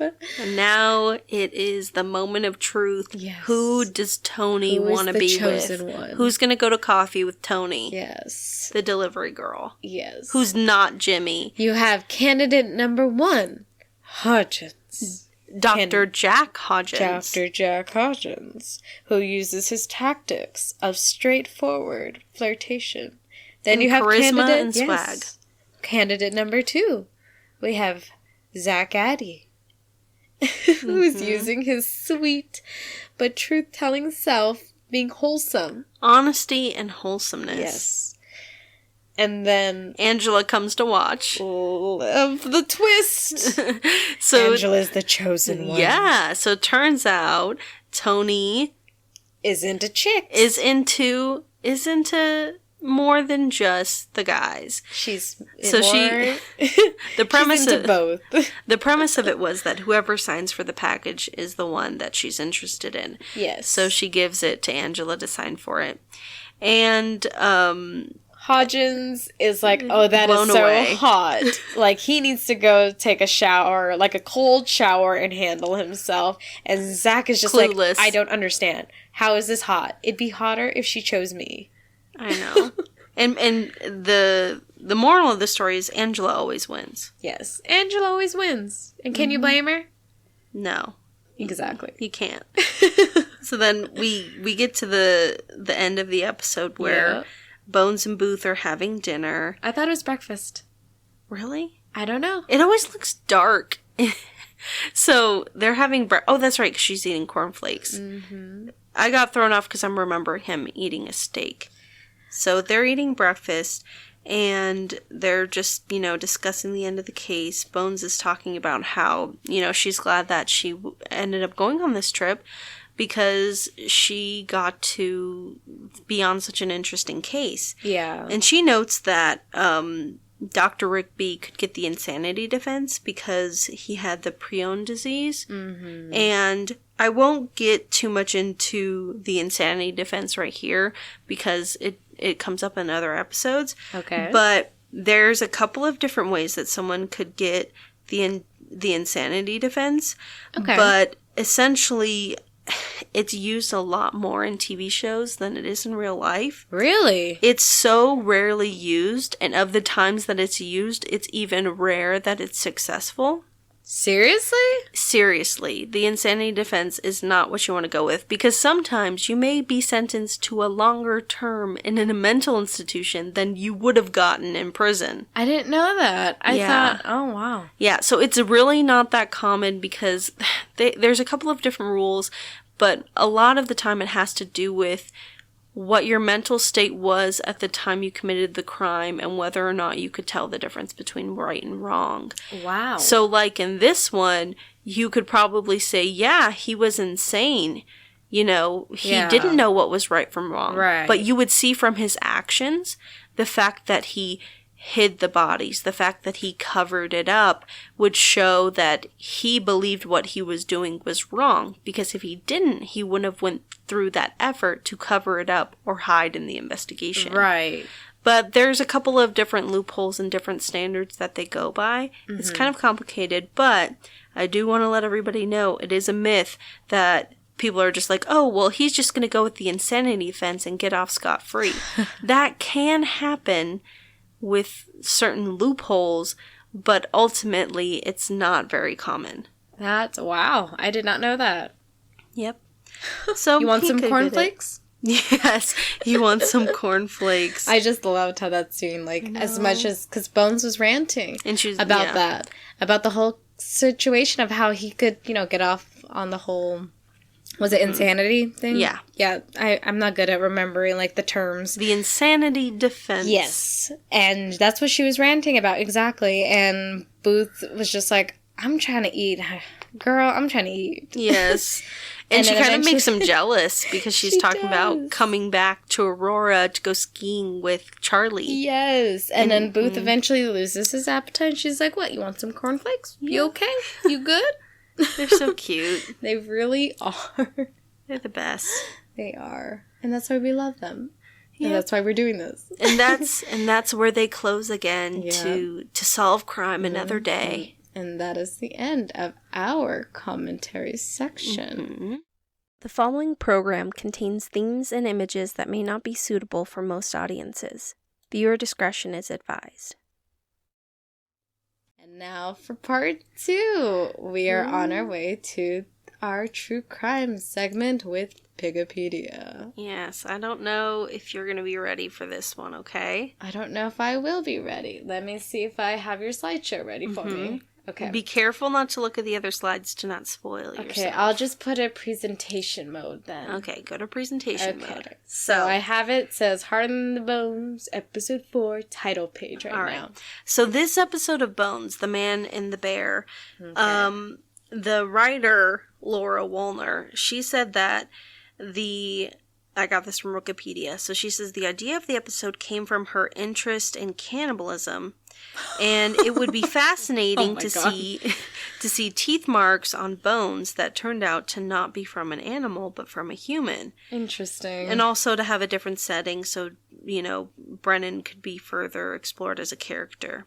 Okay. Right. So I found a very interesting potential. Side note, I'm honestly not surprised that this story was written by a woman, especially with how much they had all the men adore Bones. I'm not mad at it. I'm not mad at it, and she deserves it. She deserves it. Yes. She really does. But going back to what you were saying. Yes. So there was another story that came out recently. I didn't want to do that one because it looks like there's recently been an arrest and nothing's set in stone. There's no conviction. But essentially, some German teacher has been arrested in a connection to a human leg bone that's been eaten. Jeez. So that one would have been perfect. But, alas, I must wait for a conviction, or, if he's innocent, for him to be acquitted. Maybe in the future we could bring him back. You never know. So this case is tied to the episode of Bones through cannibalism and insanity, mental illness kind of a thing. And this is Pig's inspiration.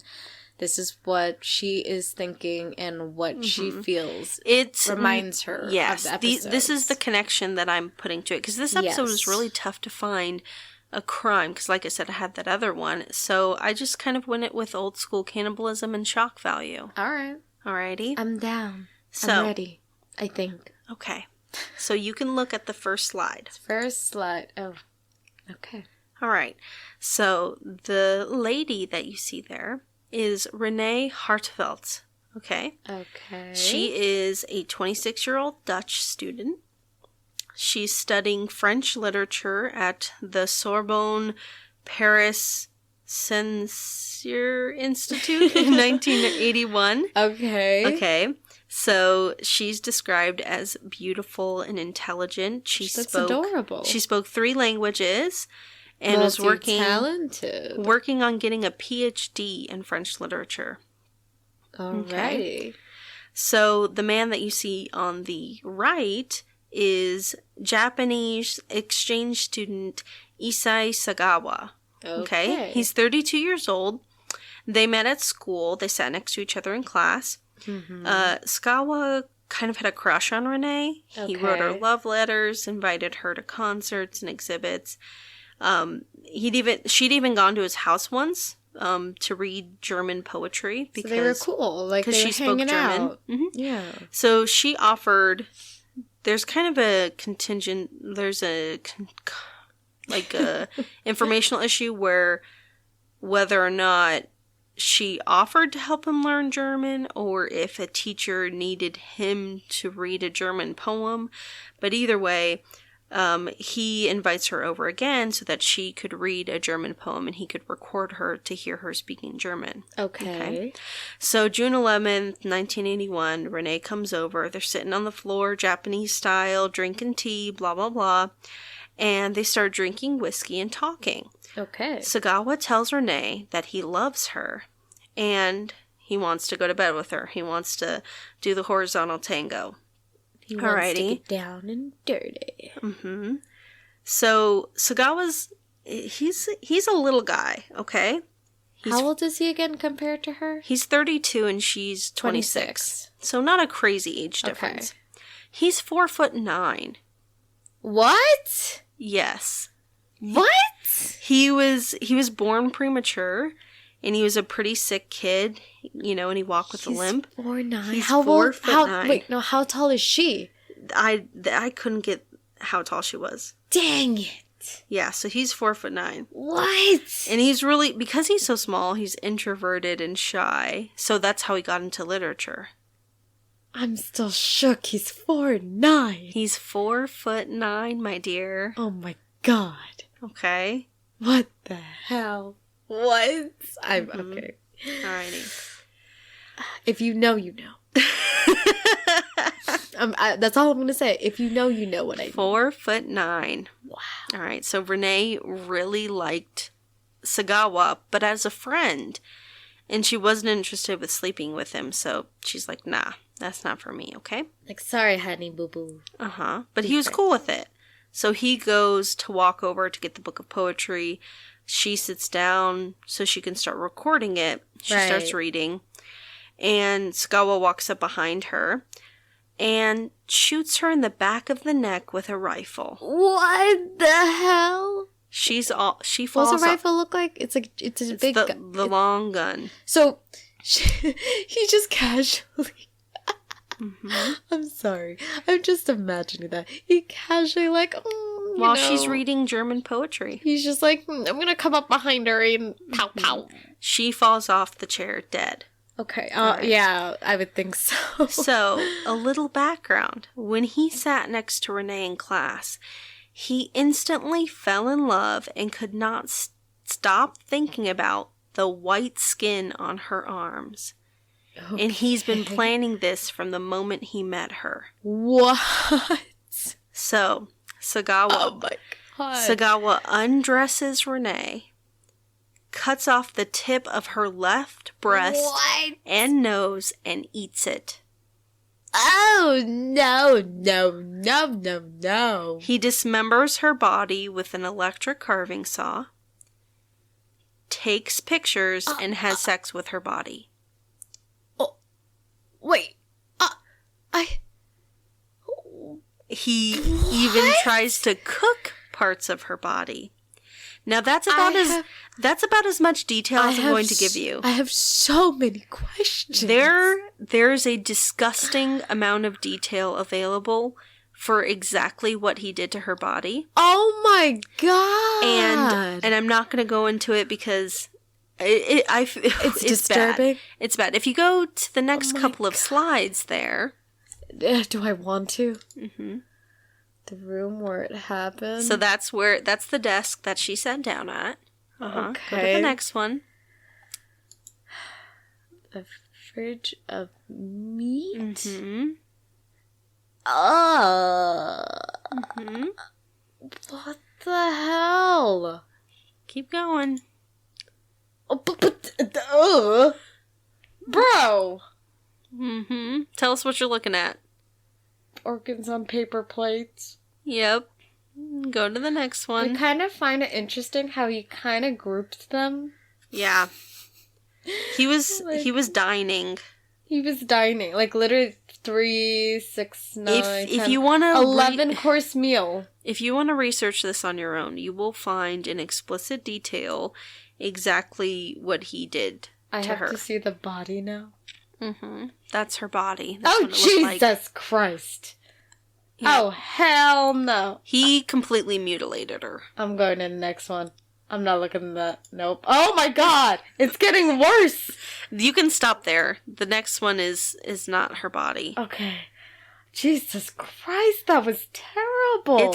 It's a horror movie. Oh my god, this is real? This is real. 1981. Oh my god. Yeah.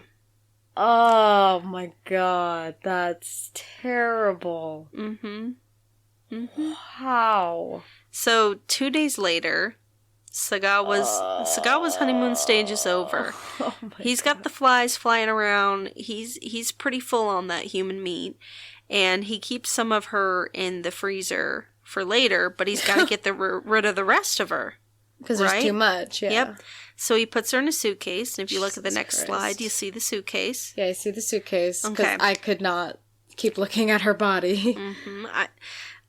Guys, it's brutal. It's brutal. Beware. It is incredibly, not suited for children. Yes. Not suited for work even. It is bad. Yes. Holy crap. Yes. And before we did this episode, I had to ask Panda, I was like, are you going to be cool with seeing these pictures? Because they're pretty horrific. I didn't tell her what the case was, but I said, hey, the case I'm doing today, it's kind of heavy. Yeah, and I said, it'll be okay, you know. She's like, yeah, why not? And I was... You were not anticipating. That bad. Yeah. Like, god damn. This poor woman. Like, ugh. Oh my god. So he realized he's honestly, all I'm thinking is, at least she was dead. Yes. Because what if she was alive? It would be horrible. It'd be worse. Thank God he had at least that much about him. At least he... Oh my god. Alright, so we're at the suitcase. Yeah, so he puts her body in a suitcase, and he decides to take a taxi to the Bois de Boulogne. I practiced this. I listened to what it sounded like. The Bois de Boulogne Park. The Boulogne Park. Mm-hmm. He tells the driver that he's got books in the suitcase. Okay. Now remember, he's 4'9", and carrying a suitcase full of this tall, tall woman, and he's taking it to go throw him in the pond. But there's a bunch of people at the park, and they're watching, and they're looking at this 4'9" man with these two, suitcases. And so he tries to push them down the slope into the pond. And there's a man there with his son in the distance. No! And they see kind of Sagawa leaving. I'm sorry, speaker users. I'm sorry. I'm passionate right now. And Sagawa hears a scream. And the man opens the bag. And Sagawa denies that it's his. And he walks away. Wait. There was a scream and then they opened it, or they opened it then screamed? Opened it and then screamed. Why are they opening it? It's not even theirs. Well, he walked away. It's the curious bastard. Yeah, because he tried to push it down. He walked away and they're like, hey, is this yours? He's like, nope. Then why'd they open it? So he walks away. He goes home. So they figure out from the description that the man at the park gave, the cops, through the suitcases, they figure out that it's Sagawa. So they go to his home 4 days later and arrest him. Good. Sagawa, he confesses to everything immediately. Oh my god. Right? So he's declared not fit to stand trial. Because he's insane. And is, for an indefinite period of time, he's supposed to be in an asylum. So 3 psychiatrists evaluated him, and they said, he's long gone. He can never be cured. Well, his father gets him deported to a Japanese psychiatric hospital. No. Right? Now, remember, he's been determined not fit to stand trial, so he has not been convicted of a crime. Georgina, no! So when we talked about the insanity defense, that's not our names. I'm just saying, George. That's a phrase we use. Sorry. When you see the movie Get Out, there's the character Georgina, and there's a part she goes, no. Yeah. So we say, Georgina, no. That's a phrase. That's our inside joke. Georgina, no. Feel free to use it. Yeah. So he hasn't been convicted of a crime. So with the insanity defense, there is one where you are not guilty by reason of insanity, right? Yeah. You've heard of that. Well, there's an additional part to that where if you are not sane at the time that you are arrested and can be charged for that crime, you're deemed not fit to stand trial. Because if you're going to be at trial, they have to determine that you are of sound mind, so that way you could plead guilty or not guilty. Okay. So he was deemed not fit to stand trial. So they said he's mentally ill right now, so he cannot be sent to trial for this crime because he can't, of sound mind, say which way or another. But he was, recommended or sentenced to the psychiatric facility. Yes. So he gets deported to a Japanese psychiatric facility. So, same thing. He's in Japan. But when he gets to Japan, they have a rule that everyone who comes in needs to be reevaluated. Oh, no. And when they reevaluate him, they believe that he is not insane. No! But that he has a personality disorder. That's even worse! So he only gets 15 months before he is granted his freedom in August 1985. ¿Por qué no? And he was released and even granted a passport to Germany. What? Mm-hmm. Did he do it again? No. So I wanted to look up more about Renee. Okay. But I couldn't find anything about her life or her family. It seems like her family stayed pretty quiet about it because it's mortifying. Sagawa's life ends up being pretty crazy. But her family asked for a second opinion for the mental evaluation, but they never got it. And I wasn't really able to find any other information about her and what she was like. Because I wanted to include some more stuff, but literally... Can I go literally... past the suitcase part? Yeah. I think the suitcase is the last picture I sent you. No, there's an interview. Ah, yes. Okay, so that's what Sagawa looks like as of 2012. Because... Why? Well, let me get to that in a second. So, as of 2013, so 2013 to present, to kind of to let you rest a little. Okay. Sagawa was hospitalized for a cerebral infarction. This is what Wikipedia says. Okay. Which permanently damaged his nervous system, so he now lives alone and needs daily assistance that he gets from his younger brother and caregivers. And at this time, he claimed to have regretted his obsession with cannibalism. So, they even made a documentary about him 2 years ago or something. I didn't really look into that. What the hell?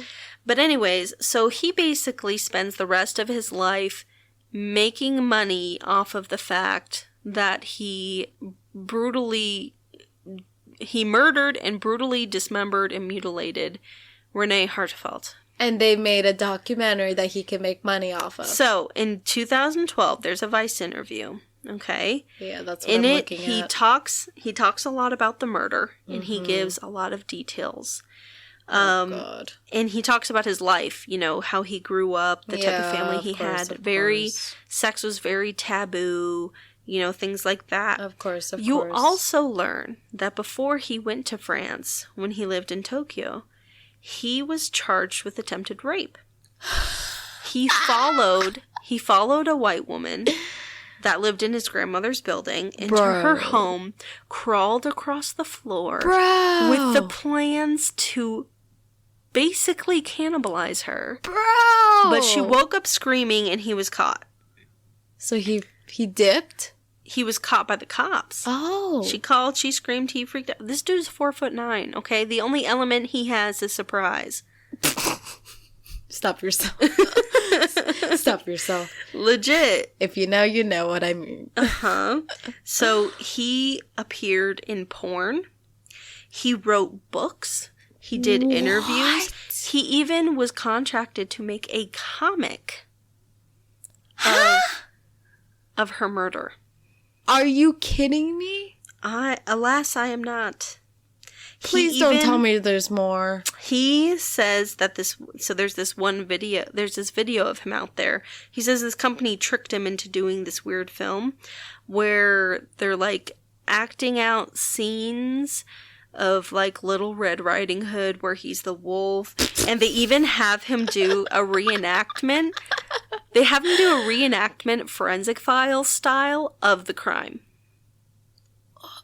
I have no words. Okay. In the 90s, he directed his own porn video where he has sex with this 21-year-old Japanese girl.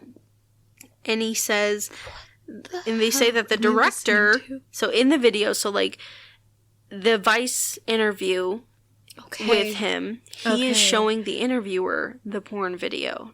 Not the actual porn, but the exposition to the fact porn. that exists. Mm-hmm.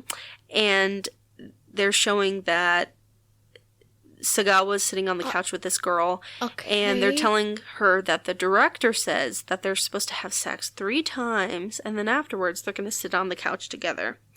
So then you skip over and you see the scene. It's after they've had sex, and they're sitting on the couch together, and he tells her of his crimes. So she goes into the porn video not knowing what? who he is. I was about to ask too later. Like, the people who have porn, like, do the porn with him, like, you in this case, no. So you see him telling her about his crimes, and she looks petrified. Like, she's got her hands on her legs. And he even shows her pictures of, like, some of the pictures that I showed you. But, like, he shows her everything. And it turns out that in later years, this girl, the Japanese woman he did the porn video with, she ended up becoming his good friend. And she... Oh my God. He credits her for helping greatly reduce his desires to eat women. So now what he does... I have no words. This is what he does now so that he doesn't eat women. He masturbates. He says that is how he's able to keep himself from eating women. Are you fucking kidding me? Yeah, he even said that he's worried that when he becomes impotent, he won't be able to hold back the urge. But I mean, could have just literally pleasured himself and he wouldn't have killed that's Renee. What he's at now. Like, that's the point where he's gotten to. The only person he ever killed or cannibalized was Renee. I know, but I'm wondering, what if he just masturbated and he would have been fine? In the Vice interview, there is so much more information about how crazy his life was and all the things that he did, which is why I wanted to be able to put more of Renee in here, but I couldn't find anything. But that's sad. This is horrible. They call him the celebrity cannibal or whatever. Is he still alive? He's still alive. And he still has never been convicted. How old is he now? He's in his 70s. Piece of shit. Yeah. 4'9" piece of shit. Unbelievable. Can I push the next thing on the PowerPoint? Yeah, I don't remember. Is there anything left? I don't think so. Good. That was terrifying. I'm exiting out. I do not. No. That was horrifying. It's bad. Guys, please do not look up the pictures. If you do, you probably will. You probably will. Just do with caution. Do with caution. If you read more about it, I don't want to know. Mm-hmm. I know there's more. My sources for this were... the Vice interview, obviously. Oh my God. Murderpedia, Wikipedia, and a YouTube video by Princess Hani called Renée Hartevelt, Shot and Eaten by Issei Sagawa. Oh my God. She just wanted to read poetry, yo. Honestly, what's so sad about this is... she gets no justice. She gets no justice, but you think about the dynamic. So she's this tall, beautiful, she's tall, though. European woman. Taller than him, obviously. Oh, yeah. And a lot of the time, men like Sagawa are not even looked at by women like this, even as friends. Yeah. Especially, this is the 80s. Yeah, of course. You don't have the same acceptance that you do today. Like I said, we've come far, but we've got a long way to go. Yes. But especially in the 80s, minority, wasn't big. He's Japanese, which is something that would cause him a lot of issues. And he's 4'9". He's a short Japanese man. And so the fact that Renee was, not just kind to him, but, like, considered him a friend. She gave him the time of day. They hung out together. Spent time. And those things like that, you can tell that she just had a beautiful heart. Yeah. And for him... she was being nice. For him to do that? To do what he did. And then profit off her. And then profit off of her and her death for the rest of his life. It's to know so fucked up. How much money he's probably made from it is the real crime. I mean, secondary to... oh, yeah, I was going to say, secondary. Secondary to taking her life and taking her out of this world when she clearly had so much to offer. Not even. I would say... taking her life was a gift considering what he did to her body. Oh, yeah. Like, that was the biggest crime he has committed. I am lost for words. brutally mutilated. Oh my god. And like I said, I did not I specifically did not go into detail because you can tell by this. Yeah. He enjoys talking about exactly what he did. Which is sick. Mm-hmm. And it's wrong. Yeah. I know some people may think it's right, but honestly, it's wrong. Who would think it's right? There are people who would think it's right. What specifically? Him. Yeah. There are people like him who think it's right. It's not. It's not okay. I mean, he says now that he is remorseful, but that doesn't excuse for the fact of what the hell he did and what he did after. Like, good, you're remorseful, but you made money off of the fact... That's unforgivable. ...of your being a monster. Yeah. Incredibly. And it's not like he's, I'm remorseful, so I'm going to give back to charity. No. Or I'm going to do this. It's, I'm going to live off of monetizing what I did to her. Yeah. And then him saying all this stuff, that's just show. That's just for show. And how like, I feel bad. I regret. I'm better now. No, you're not. Mm-hmm. Because you're still making money off of this. Yep. You should have stopped talking about that.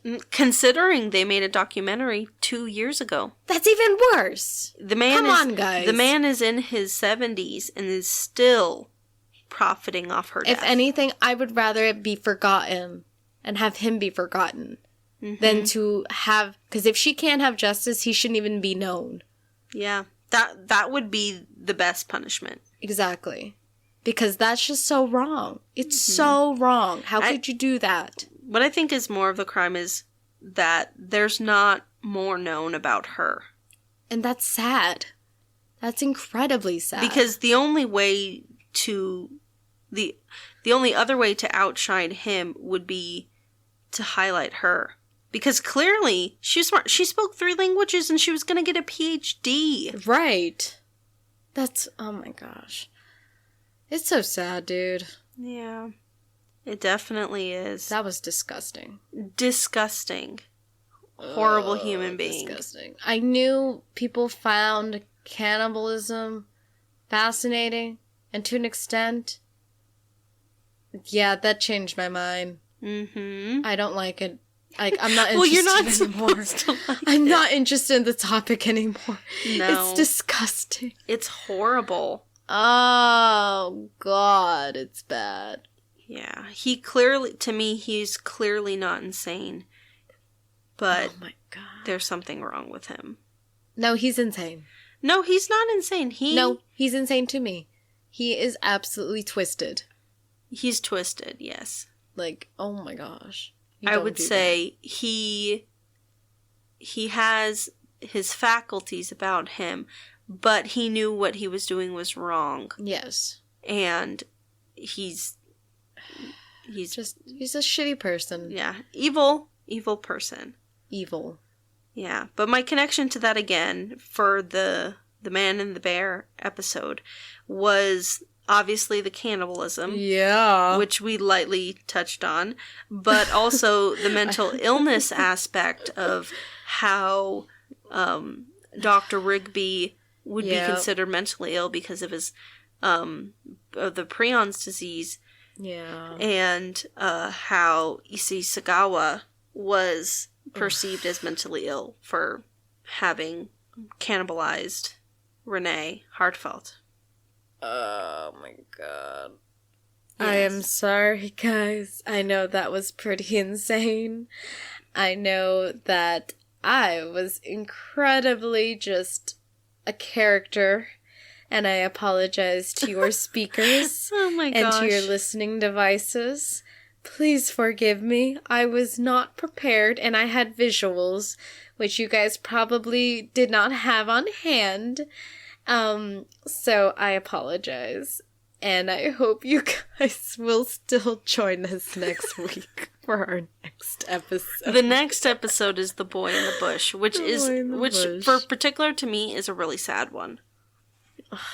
Man. This is rough, dude. It's rough. It's rough. But, we still love Bones, and we're here for you. Mm-hmm. And, I don't even want to try to say our phrase that we've been trying to do because this was so depressing of a true crime We will segment. omit it from this episode and end it with... We'll do a remembrance for Renee. Yeah. I think that would be nice for her. Yeah. She deserves it. Even though we don't know much about her. We do not. No one had so much potential. She did. She just did not deserve what happened to her. Nope. Nope. Well, I hope you guys had an interesting time hanging out with us. Mm-hmm. I hope you guys were intrigued. Have a great rest of your day. Yeah. Sit down. Morning or night. Do you drink tea? If you drink tea, get yourself a cup of tea. Get yourself some tea. Sit down, relax. If you do coffee, wine, alcohols. Do the drugs. Put on an episode of Bones. Yes. And we'll hang out next time. Yeah, put on episode 5. Mm-hmm. And let's get lit next week. Yeah, that way you can be prepared for when we talk about the next episode. The Boy in the Bush. Season 1, episode 5. See you guys next week. Bye. Oh, well, listen. Yeah. You'll listen to us next week. We'll hang out with you guys next week. Let's hang next week. Hear us next week. Coming soon to your ears. All right. Bye. Bye.